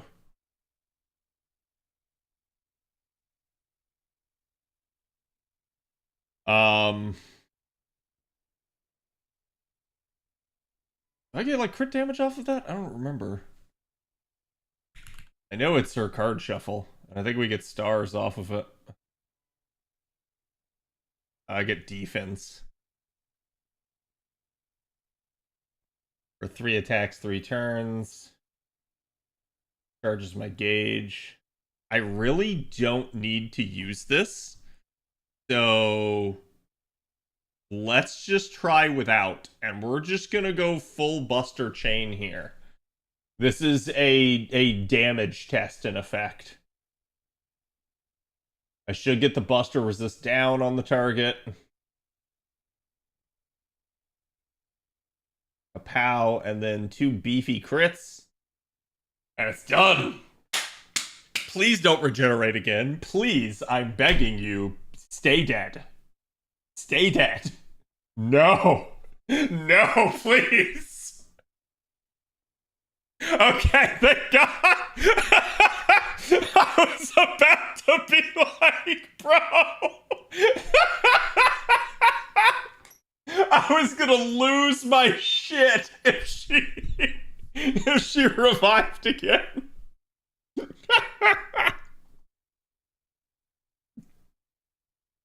Oh, thank God. Yeah, so it was not that bad, but I do think you're gonna need a really nice carry through that, like a support seal. So, chat, if you guys were wondering about rolling for seal upcoming, there's yet another reason to get her. She is that freaking good. Like, a Noble Phantasm that wiped the rest of the party, including my ruler that just is such a tanky freaking unit. And Seal took 0 damage from it. Welcome to 100% defense, chat. So, it be what it be. And with that, we are done with JP story. So we are caught up on JP, which is exactly what I wanted. I do still need to do Ordeal Call 2 on NA. That is going to be one of my go-tos. We've chosen the large tub. But yeah, so I'm hopeful that we'll have a point where I can get back and circle back with you guys and do Ordeal Call 2.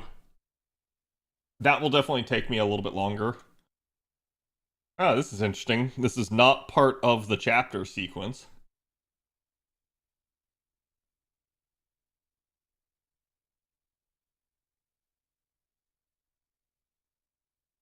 Gonna read the story? Yeah, I want to. I just haven't had the time, chat. I've tried to stress this to you guys enough that, like, a lot of it has been a case of lack of desire and lack of time. So even if I did have the desire at those moments, I didn't have the time to sit down and do it. And I don't want to, like, piecemeal something as important as FGO's story.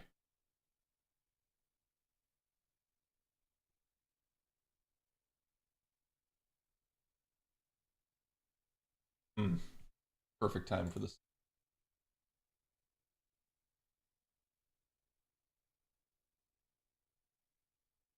One second after time. You about to give me a, like, cutscene or something game? Yeah, here we go. We did the thing. Complete, no command seals used, no blue cubes were harmed in the making of this stream. So we're done, chat. I'm going to go ahead and end it here. We're pretty much at stream end time anyways. I didn't get time to talk to you guys about any of the buffs. We'll see. I may redouble and come back for some FGO here on Wednesday, but I'm not sure what my future holds in that regard, so stay tuned. I am due in to stream with you guys on Wednesday and Thursday, and as I mentioned before, we may have some bonus content Saturday. So make sure you guys are paying attention for that stuff. Let me see who all's on for tonight. I see a Miss Ivy. I'm going to go ahead and raid her before I get raided. So thank you guys for being here. You guys know I love you. Thank you for all the support. Thank you guys for bearing with me during the whole moving process. I know I haven't been able to stream as much. I'm going to try to kind of help some of that stuff out. I still think it'll probably be, you know, for the better part of the future, 3 streams a week. That's just kind of what you guys can expect from now on. But I'm hoping that it will be consistently in 3 streams and not this, you know, oh crap, here's another 2-week stream. But it is what it is. So, again, thank you guys for being here. Thank you for all the subs. Go give Miss Ivy my love, and I will see you guys Wednesday.